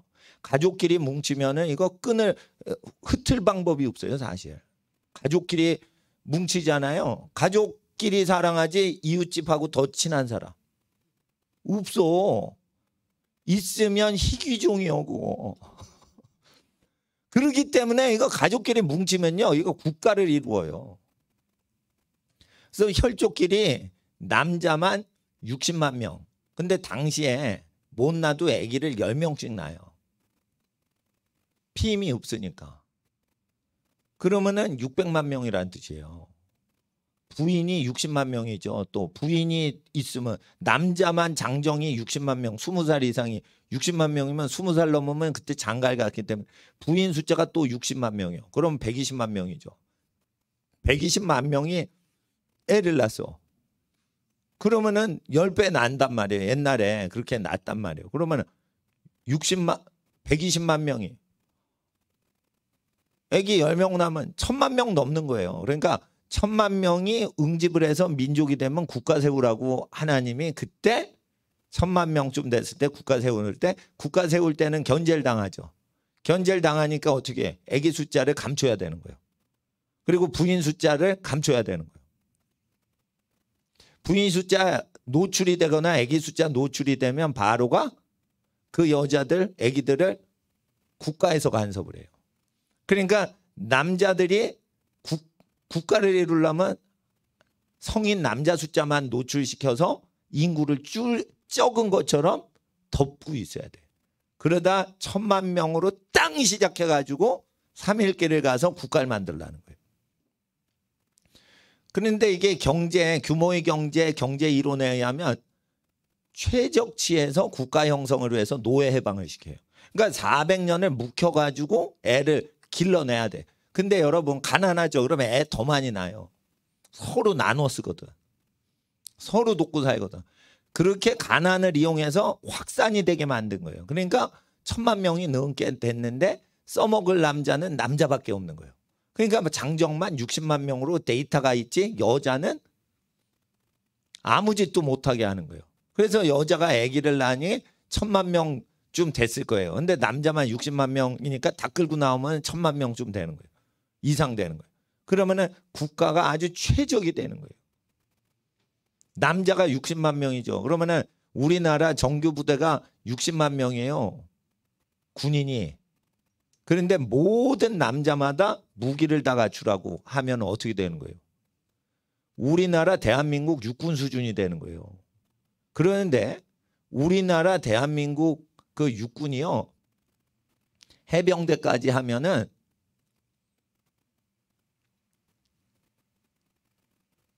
놀라지 마세요. 공격용 군인인 육군이 말고 공격용인 해병대 전력이 세계 2위예요. 미국이 1위고 한국이 2위예요. 해병대 숫자가 규모가. 공격 군인이 공격하는 육군은 방어하는 거잖아요, 주로. 네. 해병대는 공격하는 거잖아요. 새벽에 침투해서 공격 쳐들어가는 거 아니에요. 그러니까 공격용 그 군인 숫자가 우리나라 규모를 능가하는 거예요. 그러니까 국가에 세울 만한 거지. 국가에 세울 때는 또 어떻게 해요? 투자를 하면 안 돼. 실무를 다 해야 돼. 그러니까 노예를 해서 각 분야 산업에 인류 기술을 다 몸에 습득하게 한 다음에 400년 만에 뛰쳐나오게 해가지고 다 산업 기반을 국내산으로 다 할 수 있게 그렇게 된 거예요. 그러니까 출애굽기를 보면은 국가 설립하는 모든 준비가 전부 되어 있어요. 그러니까 국가를 세워도 국가가 자체적으로 돌아가는 나라가 있단 말이에요. 그건 일을 실무에서 현장에서 다 일만 하던 사람이 모이면 국가가 돼요. 근데 투자만 하고 여의도 증권 투자만 하던 인간들 600만 명 모여도 국가가 안 돼요. 여의도 증권 투자만 600만 명이 했던데 이제 국가 설립하려고 그래요. 그랬더니 배추 농사 어떻게 해요? 몰라. 그러니까 주식 투자만 하러. 돈 놓고 돈 먹기만 하러. 예? 그럼 공장 어떻게 운영해? 몰라. 그럼 외국 수주 주죠. 예? 이게 문제가 되는 거예요, 이게. 그러니까 여러분 아셔야 돼요. 마지막 때는 어떻게 살아야 돼요? 모세 율법을 기억하고 모세가 국가 권력인 바로 독재자가 탄압을 해도 버틸 수 있는 구조를 모세 시대처럼 만들라는 거예요. 만들라는 거예요, 그냥. 예? 그러니까 저는 제가 교사잖아요. 여기 한미연합교회 교사란 말이에요. 그 대표자는 사실 미국 살아요. 미국 살아. 예. 왜 그렇게 우리가 작전 짰냐? 나한테 아무리 시비해도 나는 권력이 없기 때문에 아무 권한이 없다. 예? 정치인들 오실 때마다 갈렙 선교사님이 왜 등장하시냐? 미국 시민권자거든. 그러니까 미국 분이 결정하니까 알아서 국제적으로 협상 좀 하시오. 나는 한국 사람이라 아무 권한도 없고 뭐 그러니까 뭐 나는 가난한 사람도 없는 사람이고 그냥 어린이 교육하는 사람이요. 이렇게 해 놓으니까 어떻게 해요? 이게 지혜롭게 교회 운영하는 거예요. 이게 기독교 탄압할 때는. 그러니까 고소고발이 나한테는 최소로 들어오게만 하는 거예요. 그러잖아요. 교육만 하고 내가 뭐 했어? 뭐 아무것도 안 했지. 그 청와대 앞에서 반역자 문제 물러가라 이렇게 막 시위하고 그래도 뭐가 건이 있어야지 날 저기 하지 뭐 내 건 잡을 게 없잖아. 그러니까 하나님 앞에서 저기 그 분쟁이 있을 때는 뭐 권리의 분쟁이다 뭐 막 이러는데 이게 백성들이 나중에 괴롭힘을 당할 때는요 모세 시대를 기억을 해야 돼요.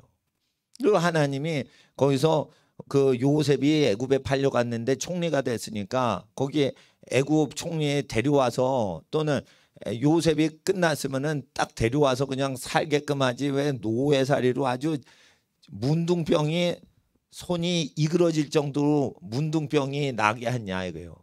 그러니까 뱀이 지팡이가 되고 지팡이가 뱀이 되는 이적을 보여라. 그럼 너희를 믿을 것이다 했는데 그래도 안 믿으면 손을 집어넣어라. 다시 빼라. 그러니까 문둥병 손이 되는 거예요. 다시 넣어라. 다시 빼라. 그러니까 정상이 되는 거예요. 그거를 보면 다 믿으리라. 왜 그래요? 전부 진흙을 이기느라고 문둥 주부습진이 다 걸린 거예요. 60만 명이 다. 그러니까 꿈에도 소원이 뭐예요? 히브리 노예는 주부습진 해결되는 거. 그게 모든 남자들의 소원인 거예요. 주부습진. 애굽 여자들은 여자만 주방에 손 넣어가지고 습진 걸려. 근데 히브리인들은 남자들만 주부습진이야 다. 그러니까 애굽의 남자들은 원래 물 안 묻혀요. 그러면 애굽의 부인들이 물 묻히는데 그건 가난한 집안 애굽 여인들은 물 묻혀. 부잣집 마님들은 애굽 여자들 손에 물 묻히지 않죠. 그러니까 노예한테 다 시키는 거예요. 그러니까 여자 노예들도 전부 이게 습진이 다 걸리는 거예요. 남자 노예는 벽돌 굽느라고 건설 현장에서 다 습진이 걸리는 거예요. 문둥이가 되는 거예요. 그냥 물러 터지는 거예요. 근데 한 방에 났죠. 생겼죠. 다시 이렇게 그 뭐 거의 요술쇼인데 열광을 하는 거야. 왜냐하면 사회적 수요가 저 피부병 고쳐야 돼. 그러니까 만약 그때 모세가 나와가지고 보세요. 샥 쌍꺼풀. 보세요. 샥 원래대로 호꺼풀. 이렇게 되면 인기가 없어. 지금 쌍꺼풀이고 호꺼풀이고 그런 게 중요한 게 아니야. 피부과 이러는데 피부과 업종으로 온 거야. 와 부대주다 이러면서 막 난리가 나는 거야. 요즘 뭐 그런 거 하겠어요? 요즘은 업종이 바뀌지. 그래가지고 그렇게 처참하게 살 때 이렇게 너희가 왜 노예살이 하냐 그래가지고 그렇게 얘기하는데 그게 말세 모세의 율법을 기억하고 엘리야를 보내신다. 말라기서요. 그리고 계시록에 나오는 후 3년 반, 전 3년 반의 이적들이나 이런 것들은 전부 광야에서 모세가 얘기했던 대로 국가 시스템과 무관하게 살 수 있니? 라고 묻는 거예요. 광야 생활이라는 것은 국가 조직 없이 그냥 가족끼리 아는 사람끼리 살 수 있니? 라고 묻는 거예요. 저는 그렇게 살아요. 근데 저는 그렇게 살아요. 저는 그렇게 살아. 그러니까 신학교에서 신학생들 가르치시고 뭐 또 과학 강의도 하시고 뭐 이런 선교사님, 교수님, 목사님, 선교사님들 있죠. 그러면은 여러분들이 헌금통에 헌금한 거 있죠. 그러니까 교회 헌금 통장이 저희 없어요. 그러면 어떻게? 내가 갖다 드릴 거예요. 네, 내가 갖다 드려. 그러니까 현찰을 그대로 갖다 드려. 그러면 내 통장에 들어갔다가 빠지고 이러지 않으니까 시비를 법적으로 걸 수 없죠, 목사님을. 그러니까 내가 지혜에 있는 금융업자보다 머리에 있는 거예요. 그러니까 아는 판사 검사분들한테 물어보면은 전부 판검사들이 죄 없는 사람 뭐를 할 때 그 사람 통장 뒤져가지고 건수를 뒤집어 씌우는 거예요. 그러는 거예요. 그러니까 누명을 씌우지 않는 한은 이 자기 이름이나 자기 통장 이거 조심해야 되는 거예요. 그러니까 내 이름으로 된 통장은 판사 검사가 다 빨갱이 김정은이가 다 보고 있다 생각하고 운영을 해야 돼요. 나는 내 통장이 아니다 봐요. 예. 그러니까 내 통장에 들어온 거는 전부 공적으로 다 쓰여. 예. 그리고 뭐 물품 살 때 그냥 긁어. 그리고 교회 용품 살 때 긁어버려 그냥. 그렇게 하는 거예요. 그 시비 걸면 어떡할 거예요. 그냥 하나님의 음성이 그런 거예요. 성령 충만한 사람만 교회 오는 게 아니에요. 가론 유다 같은 사람도 이렇게 몇천 명 중에 한두 명 끼어서 올 수도 있는 거예요. 그러기 때문에 그 조심해야 돼요. 그러니까 가난한 사람한테는 소망을 주고 사기꾼들한테는 철저하게 하고 효자들 효녀들한테는 복을 받게 하고 불효자들 불효녀들한테는 회개의 열매를 맺게 하고 이게 모든 기능을 다 해야 되거든요. 굉장히 목사 되는 게 그 좀 지혜로워야 돼요. 머리가 좋진 않아도 돼요. 목사님은 머리가 좋을 필요는 없어요. 대신 정직하고 덕스럽고 은혜가 넘치고 지혜로워야 돼요. 예. 그리고 성경 연구, 성경 교육하는 걸 좋아해야 돼. 예. 착하긴 한데 성경 좋아하질 않아. 그럼 목사가 되면 안 돼 또. 또 뭐 여러 가지가 있어요. 그래서 경영학에서 제일 어려운 그 직업이 세 가지 중에 하나가 미국에서 목사직이 제일 어려운 직업이다. 못하는 게 없어야 돼. 네. 사장님은 고객, 손님만 잘 맞으면 돼요. 목사는 이게 입학시험도 없어. 그냥 아무나 나오는 게 교회예요. 이거. 네. 그리고 돈을 걷지 않으면서 또 교회를 부자로 만들어야 돼. 이야, 그렇습니다. 그리고 또 자기는 청빈하게 살아야 돼. 또. 그러니까 자기도 부자고 교회도 부자고 회사도 부자고 이런 건 방향이 부자 코드로 같은 방향이라 쉽단 말이에요. 그렇게 몰고 가는 거. 근데 자기는 청빈하게 살면서 교회는 부자로 만들고 또 이게 반대를 동시에 해야 돼요. 예, 그렇게 해야 돼요. 그러니까 이게 굉장히 그 쉽지 않은데 쉽게 말해 그래서 목사 되면은 진탕 고생시키신단 말이에요. 예, 그런데 이게 목사가 고생하면은 그거는 별거 아닙니다. 이게 인생에서 자식 낳고 키우느라고 고생하는 세상 텃밭에서 고생하는 거 이건 진짜로 고생 많이 하는 거예요. 이건 누가 봐주는 것도 없어요. 악한 사람들 속에서 사는 거예요. 거기서 탈출해서 자립경제시키는 게 모세의 법인 거예요. 그러니까 모세의 법을 지키지 않았으니까 고생 진탕하죠. 그러니까 회개를 하는 거예요. 회개를. 그러니까 지혜는 어디 있어요? 그리스도는 모세의 것을 완성한다라고 돼 있어요. 끝낸다가 뭐냐면 완결한다는 단어로 돼 있어요. 완결한다. 폐지한다라는 단어가 없어요. 신약 성경에. 완성한다는 걸 완벽히 지키려고 예수님이 오셨다는 거예요. 그래서 한번 여러분이 인권 운동을 한번 해보시란 말이에요. 여자가 출산하고 자식 소중히 여기면 재산 많이 생기는 식으로 재산분배법을 세우는 게 그게 가장 행복한 거예요. 그리고 여자가 행복한 게 뭔 줄 알아요? 남자를 사랑하는 게 아니고 남편 사랑을 받는 거예요. 그러니까 여자가 남편한테 뽀뽀하려고 달라들면 불행한 여자예요. 여자가 소파에 딱 앉아있는데 신혼 부부 신랑이 신부를 자꾸만 덮치려고 그러는 거야. 그게 행복이라. 여자가 남자를 막 짓누르고 막 압박을 해가지고 막 그렇게 막 억지로 막 사랑을 하려면 그게 참 품격이 없어지죠. 여자 품위가 있는데. 그러니까 여자는 살살 향기만 풍기고 남자가 이제 완전 신부한테 미쳐가지고 그냥 그렇게 해야 행복한 거예요. 그런 거지. 그러니까 하나님 앞에서 여자는 여성스러워야지 남자가 그 여자를 좋아하게 돼 있죠. 여자가 남자스러우면 남자가 그 여자를 좋아하지 않게 돼요. 그리고 남자도 마찬가지인 거예요. 남자가 여성스러워지만 여성들이 그 남자를 매력을 못 느껴요. 예. 그 못생겨도 남자가 남자스럽다 그러면은 야, 여자랑 다르다, 남자스러워, 멋있다 이래가지고 시집갈 수가 있는데, 남자가 어머 뭐 이러고 막 이렇게 여자 너무 똑같은 거야. 너무 여자스러운 거야. 그건 남자스러운 게 있나 봤더니 없는 거야. 머리도 여기 어깨까지 다 기르고, 예? 예.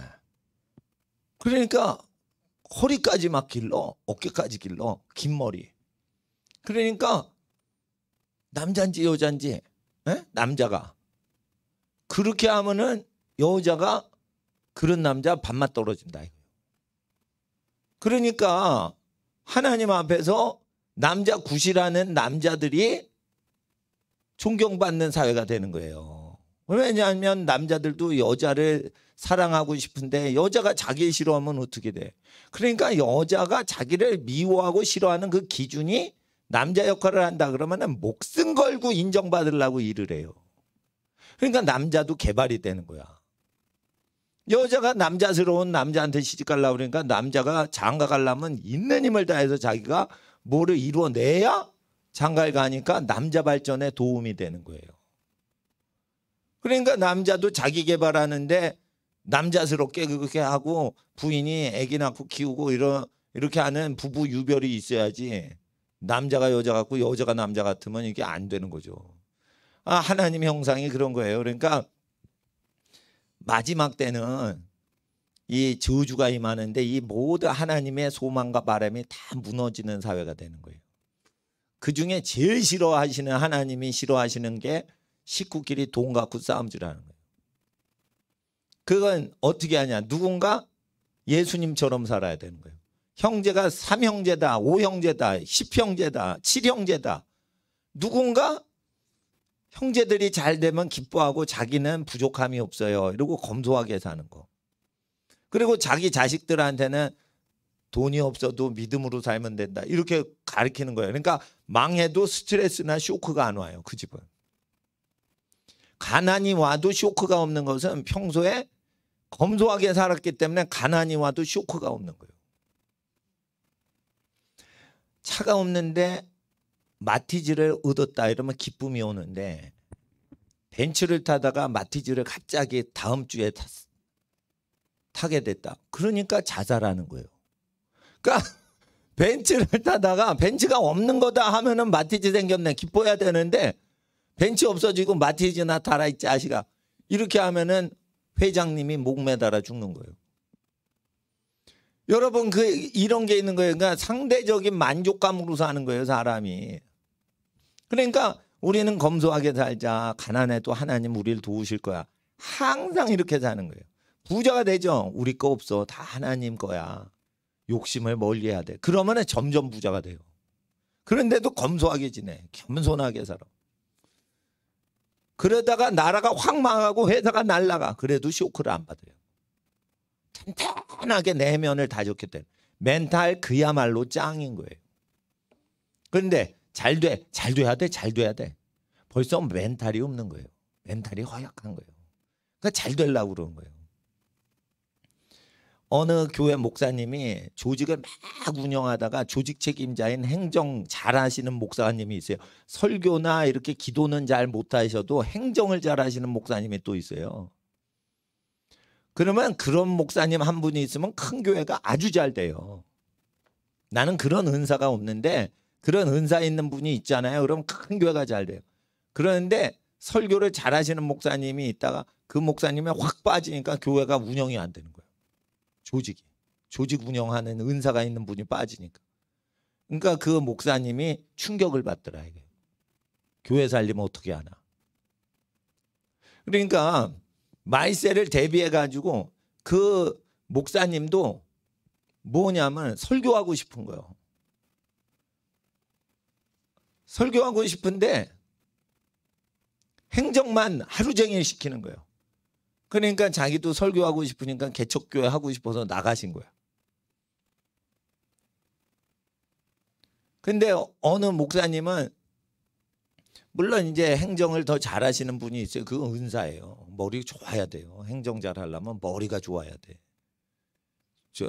그 머리 똑똑한 사람이 있어야 되는데 목사님 중에 그렇게 머리 똑똑한 사람이 있으면은 설교 잘하시는 목사님이 진짜 큰 힘을 얻을 수 있으신데 그래도 그 같은 식구도 아니고 친하지도 않으면 그게 언제 그 조직이 깨질지도 모르는데 그렇게 조직을 발전시키고 고밀도 조직으로 해서 서로 얽히고 설키게 나사 톱니바퀴처럼 그렇게 정교하게 만들면 정밀기계가 고장이 잘 일으켜지는 것처럼 고장이 나면 고치기가 어려워요. 정밀한 기계는.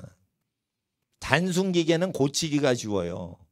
그러니까 조직이나 사람 관계가 단순하게 살아야지 환란을 대비하는 거예요. 그러니까 조직이 복잡하다 그러면은 뭐 하나 나사 탁 빼먹으면은 그 회사는 와르릉 무너지는 거예요. 그러니까 환란 대비해서 어떻게 해요? 있는 것을 없는 것 같이 여기라. 하청 계열 회사, 하청업체들이 없는 것 같이 살아라. 그러면 어떻게 해야겠냐? 그럴 때 하청업체가 없다고 생각하고도 그러면 어떻게 해야죠? 하고 아이디어 구상하는 게 환란 대비 사업 아이템 생각하는 거예요. 직원들 다 배신하고 나가면 어떻게 할래? 라고 사건을 상정해 보자. 그러면 어떻게 해야 된다? 그게 환란 대비인 거예요. 교회는 어떻게 하냐? 교인들이 다 나가면 너 어떻게 할래? 그때 대비해 가지고 하는 거예요. 그래서 제가 안 어울리게 키보드 치고 그거 다 반주 왜 연습을 했냐? 아니 나는 그렇게 물론 그렇게 생각하는 건 아니고 학생들 가르쳐주고 이 여학생들이 피아노는 잘 치는데 기계를 몰라. 그래서 기계를 내가 공부를 해서 알켜놔야겠다 이래가지고 기계 배우는 건데 그래도 어떻게 알아요? 여차하면은 나 집에서 혼자 찬양하고 그러면은 그 찬양은 자기가 피아노 치면서 자기가 해야지 우리 딸내미가 저보다 피아노 잘 쳐도 쳐라 이러고 내가 부르면 분위기가 안 살아. 그러니까 내가 쳐야 되는 거예요. 기타도 내가 배워서 내가 쳐야지 그게 은혜가 되지. 예. 식구 보고 기타 쳐라 이러고 하기에는 좀 그래요. 개인 예배 드릴 때. 그러니까 데살로니가 후서에 이제 1장이 있고 2장이 있는데 적그리스도가 온단 말이죠. 3절 누가 아무리 하여도 2장 3절 너희가 미혹되지 말라. 미혹하지 말라가 아니고 미혹되지 말라. 먼저는 배도하는 일이 있어야 돼요. 예수님 오시기 전에.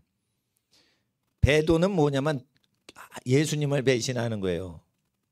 그럴 때 4절에 교회에 우상이 들어와요. 이 우상이 뭐냐? 하나님이라 하면서 그러니까 우상 숭배가 들어오는 거예요. 그러니까 도시의 시청에 우상이 들어오죠. 프랑스 가면은 결혼할 때 성당에서 하나님 예수님 이름으로 예배당에서 미사 드리면서 결혼식 하죠. 그리고는 그거 끝나면 결혼식을 2번째 해요. 시청으로 가요. 시청으로 가면 마리안느라는 동상 앞에서 맹세를 해요. 그때 법적 효력을 작용시켜요. 프랑스 법은. 그러니까 성당이나 예배당에서 아무리 결혼식을 해도 그건 혼인이 아니야. 법적으로. 어디서만 법적으로 부부가 돼요? 마리엔느라는 동상이 있어요. 그 시청마다 가면. 그 동상 앞에서 맹세를 해야지 프랑스 법이 정식 부부가 돼요. 그러면 종교예요? 행정이에요? 행정인데 종교죠. 그게 우상인 거예요.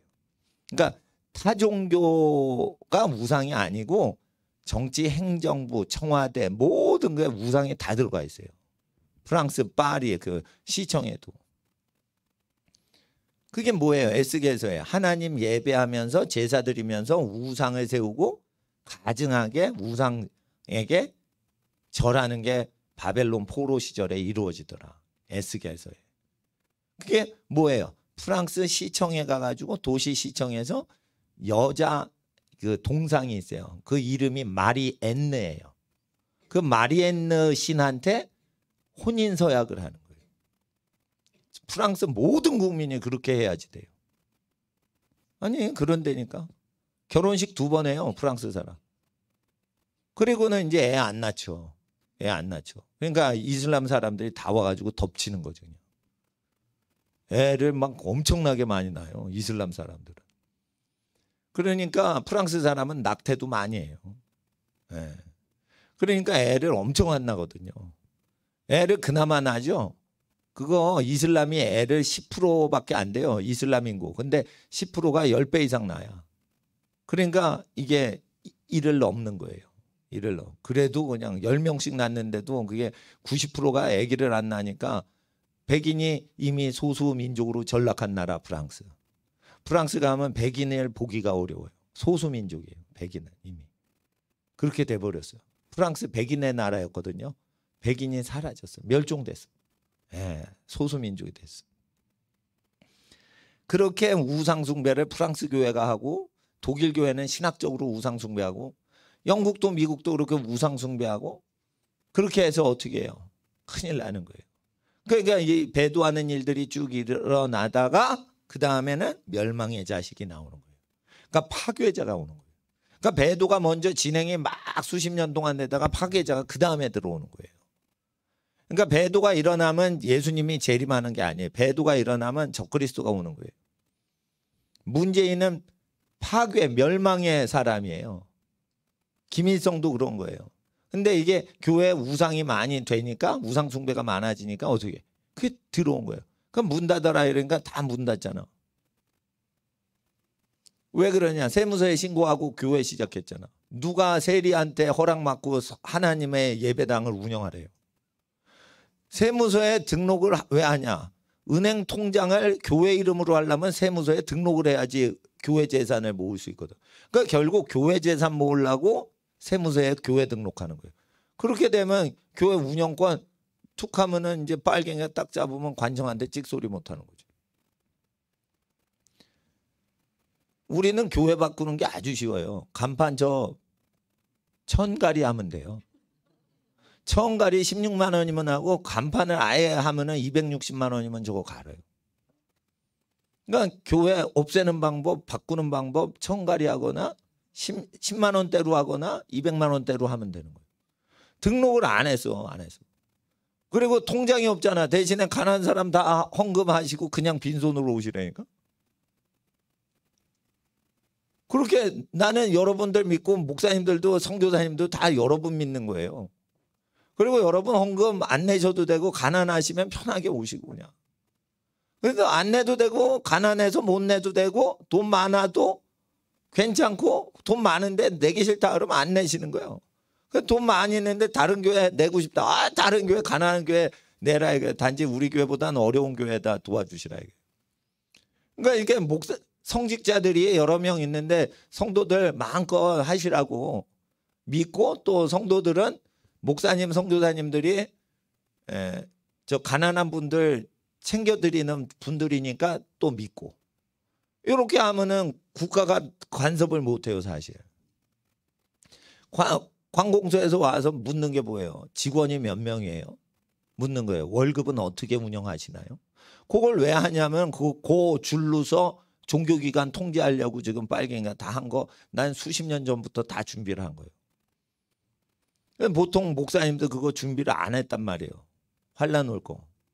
근데 나는 이거 왜 준비했냐면 우리 목사님들이 왜 준비해? 우리가 선교지에 튼튼한 교회, 박해를 이겨내는 교회를 설립해야 될 거 아니냐. 선교지에. 선교적으로. 우리나라에 박해가 없어도 박해 당하는 국가에 선교하려면 박해를 이길 수 있는 교회를 해야 되고 박해를 이길 수 있는 교회를 하려면 첫 번째가 재정으로 압박을 하는 나라일 터인데 우리나라에 그걸 운영하고 나서 선교지에 수출을 해야지 교회 시스템을. 우리나라에서 안 해보고 어떻게 이슬람이나 공산권에다 교회 개척하냐 이거예요. 이슬람 사람한테 허락 맡을래요? 공산당한테 허락 맡을래요? 그건 맞아 죽어요. 살인을 당한단 말이에요. 그러니까 그런 선교를 위해서는 국내에서 아예 가정을 하고 그렇게 운영을 해본 거죠. 그러니까 하나님 앞에서 멸망의 자식이 오는 걸 준비하라 이거예요. 그리고 멸망의 자식이 올 때는 7절 불법의 비밀이 이미 활동하였으나 지금 막는 자가 있어 그중에 옮길 때까지 하리라. 이거는 어려운 구절이라 나중에 또 더 자세히. 그때 불법의 자식이 있을 때 불법의 한 자가 나타나리니 주 예수께서 입술 기운으로 저를 죽이시고 강림하여 나타나심으로 폐하시리라. 근데 이 악한 자의 임함도 사탄의 역사를 따라 기적이 일어나요. 10절에 불의의 모든 속임으로, 그러니까 기적이 일어나는데 불법으로 이적이 일어나. 그러니까 악법을 만드는데 이적이 일어나는 거예요. 간음을 해도 사람의 인권입니다. 이래가지고 간음을 막 부추겨. 음란 섹스 산업을. 그런데 뭐가 일어나? 이적이 일어나죠. 예를 들어 보세요.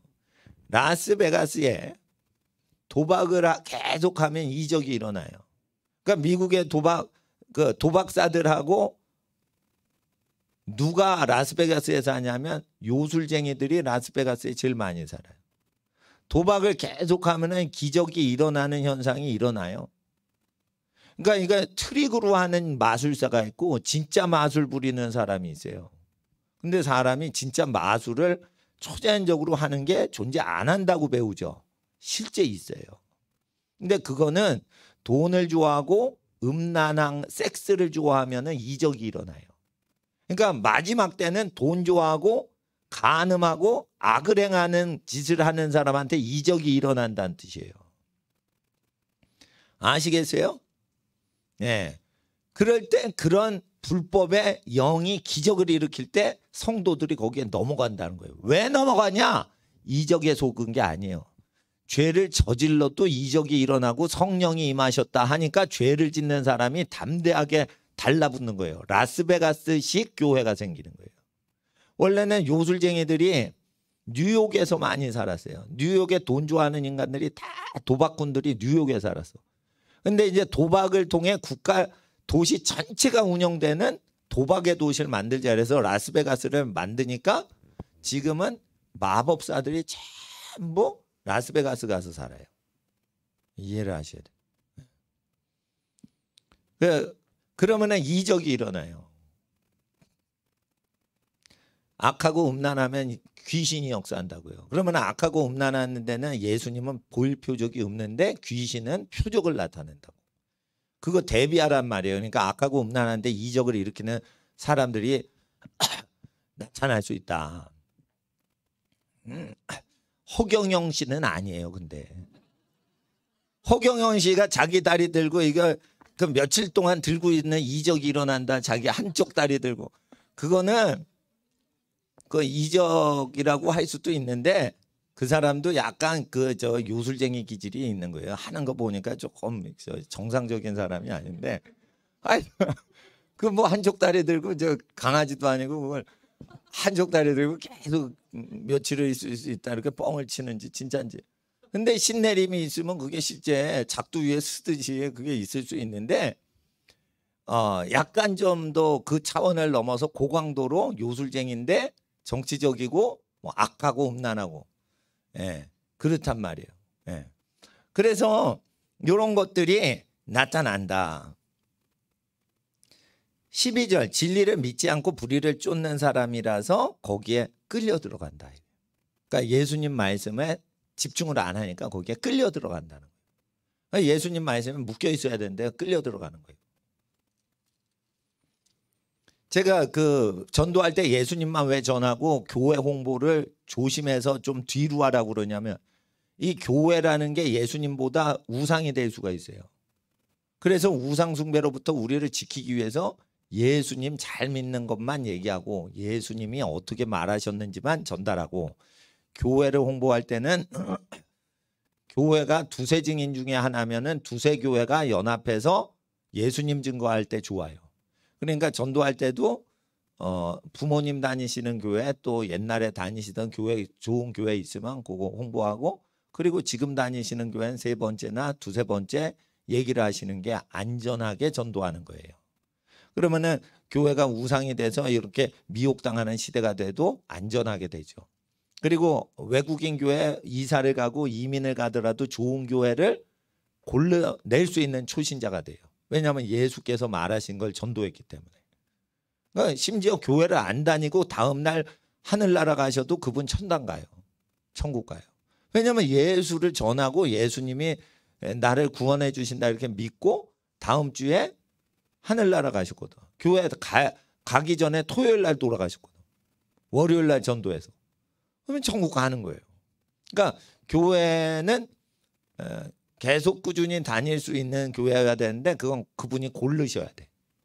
찬송가 좋아하시면 찬송가 하는 교회 가고 새 찬양 좋아하면 새 찬양 교회 가고. 그러니까 선택할 수 있게 해야 돼요. 예, 그렇게 하시면 돼요. 3장 가세요. 이제 끝내겠습니다. 주님의 말씀이 너희와 같이 다름질하여 영광스럽게 되고 악한 사람에게 건지옵소서 기도하라. 2절. 믿음은 모든 사람의 것이 아님이라. 그러니까 환난이 올 때 얘기하는 거예요. 환난이 올 때는 믿음이 모든 사람의 것이 아니에요. 심판 때가 되면. 그러니까 믿는 사람 안 믿는 사람 쫙 깔려버려요. 그러니까 말씀이 퍼지게만 하고 사람을 믿게끔만 하지 말고 퍼뜨리기만 하라. 이거 말씀 듣든 안 믿든 듣든지 믿든지 안 믿든지 안 듣든지 그 말씀을 전파하는 거예요. 그리고 6절에 형제들아 주 예수님의 6절 이름으로 명하노니 규모 없이 행하고 우리에게서 받은 유전대로 행치 않는 모든 형제에게서 떠나라 이거예요. 왜냐하면 바울서신서에 바울이 분부한 거는 예수님 명령인데 행동을 그렇게 안 하죠. 그러면 어떻게 돼요? 떠나서 구별을 해야 돼요. 진짜 제대로 믿는 사람 모임하고 엉터리로 믿는 사람 모임을 합치려고 하지 마. 믿음이 적어. 그래서 이 말씀대로 안 지키면서 신앙생활 하려고 그래. 그러면 어떻게 해요? 거기서 떠나서 완전히 지키고 살려는 사람끼리 또 모임을 만들고 모임을 폐하지 말라 이거예요. 자꾸만. 그리고 인터넷 잘라버리면 어떡하려고 비대면 인터넷 예배 드리냐 이거예요. 인터넷 자르는 거는요. 국가 마음대로 지금 할 수 있어요. 모이기를 폐하지 말아야 되는 거예요. 대면 예배. 그렇게 하셔야 됩니다. 예. 예. 지금 이 정부를 믿으시면 큰일 나요. 그리고 8절에 누구에게서든지 양식을 값없이 먹지 않고 오직 수고하고 애써 주야로 일함은 누를 끼치지 아니하려며 9절에 본을 보이려고 한다. 이건 뭐냐면 마지막 때 뭐가 나온다는 거예요. 일하지 않고 먹고 사는 666표 받아가지고 하는데 666은 짐승이 주더라 이랬어요. 짐승이 주는데 솔로몬이 세금 수입액이 66금 달란트예요. 666금. 그러니까 세금 소득으로 세금 수입으로 국민을 먹여 살리는 일이 벌어진다 이거예요. 그러니까 금을 우상 숭배하는 교회가 나올 때 666표가 나온다고 돼 있어요. 그러면은 교회가 금을 숭배하면은 어떻게 돼요? 교인들이 국가 의지에서 먹고 사는 시대가 온다는 예언이에요. 이걸 약간 더 해설을 하면. 그러니까 돈을 그리스도의 성도들이 돈을 좋아하잖아. 그러면은 어떻게 돼? 성도들이 국가를 의지해서 먹고 사는 저주받은 집안들이 나오는 거예요. 국가를 먹여 살려야지 성도의 가정이. 성도의 기업이 국가를 먹여 살려야지. 공무원들이 기업을 도와주고 공무원들이 가정을 도와주면 저주받은 거예요. 그 저주받은 거예요. 그거. 돈을 정치인한테 주고 큰 소리를 쳐야지 복을 받은 집이지. 얻어먹고 찍소리 않고 듣기만 해야 돼. 그 저주받은 거예요. 그게. 예. 큰 교회가 찍소리 못하는 건 국가 눈치 봐서 그런 거예요. 저 태극기 집회 가면 뭐 상가교회 목사들 가난뱅이 목사들만 나오잖아. 왜 그러냐? 걸리는 게 없어. 마음껏 외쳐도 몸뚱아리밖에 없어. 잡혀가는 게. 예? 그러니까 부담 없이 외치는 거예요. 그냥. 예. 그러니까 물질 관계가 묶이면 안 돼. 그러니까 일을 해서 먹고 살아야 돼. 그리고 현장에서 처음 소득이 나올 때 그거는 못 뺏어가. 그걸 하려면 공무원들이 권력자들이 일을 해야 돼. 현장에 나와서 망치질 해야 돼. 그러는데 일을 않고 중간업으로 해서 먹고 사는 사람은 전부 뺏겨요. 화폐개혁해서 뺏기고 다 뜯겨요. 현장에 있는 사람 것만 못 뺏는 거예요. 북한도 농사 지을 때 그 옥수수 알갱이 숨기죠. 애기들 키우니까 숨긴단 말이에요. 소출이 동무 얼마나 나왔어? 10트럭분이 나왔습니다. 사실은 15트럭분이 나왔어요. 숨기는 거야. 내가 농사 짓고 니네한테 다 뺏길 쏘냐? 내 새끼 거 숨겨놨지롱. 요렇게 해가지고 북한 사람도 뭐 곡식 있으면 숨겨놔. 그거 막을 수가 없어. 왜냐하면 실제 일을 하는 현장에서 숨기기 때문에 그 농부 친자식 거 먹을 걸 빼돌린 거 못 뺏어요. 근데 운영을 하는데 그걸 넘긴다. 곡물 창고에다 트럭으로 옮겨요. 그땐 뺏을 수 있어. 일을 해야 돼. 일. 여러분 손 안에 있는 거는 뺏을 수가 없어요. 그래서 일을 하라는 거예요. 그러니까 표가 나와도 어떻게 해요? 안 뺏기는 법이 일하면 안 뺏겨요. 심지어 도시에 있어도 현장에서 일해서 그게 생긴다 그러면 못 뺏어가요. 그거를 현장에 출근을 하겠어요? 뺏어 먹을 사람이? 권력자는 일 안 하는 습관이 내성이 붙었기 때문에 절대 죽을 때까지 일을 안 해요. 그렇게 됩니다. 주식 투자에서 맛본 사람은요 출근 절대 안 해요. 돈 놓고 돈 먹게 하지. 그렇게 됩니다. 네. 그러니까 하나님 앞에서 이게 몸이 게을러지지 않게 일을 하는 거예요. 그러니까 목사도 공부하고 가르치고 이거 일이에요. 이 나이 되도록 계속 공부해야 돼. 그러니까 피곤해도 공부하고 일하고 기도하고 이거 몸뚱아리로 그걸 해야 돼요. 누굴 시키잖아요. 그럼 맞들려가지고 계속 부목사한테 뭐 젊은 전도사님한테 계속 부려먹어. 그러면은 그런 목사 날리는 건 적그리스도가 쉽게 날려요. 근데 만난 사람한테 계속 복음 전하면 여러분은 안전한 겁니다. 그래서 귀가하시는 여러분 가정에 복이 넘치시도록 이 시간 귀가하시겠습니다. 아버지 하나님, 무슨 일을 당해도 하나님은 구원의 길을 말씀하셨습니다. 귀가하는 모든 가정에 영원한 복으로 함께 채워 주시옵소서. 예수님의 성령님 오셔서 가득 채워 주시옵소서. 복을 주시는 예수님의 이름으로 축복하며 기도합니다. 아멘. 주여 부르짖고 귀가하겠습니다. 주여, 주여, 주여. 거룩하신 아버지여, 귀가하시는 모든 가정들 은혜와 진리의 영으로 함께하여 주시옵소서. 귀가하는 모든 성도가 복을 더하여 주시옵소서.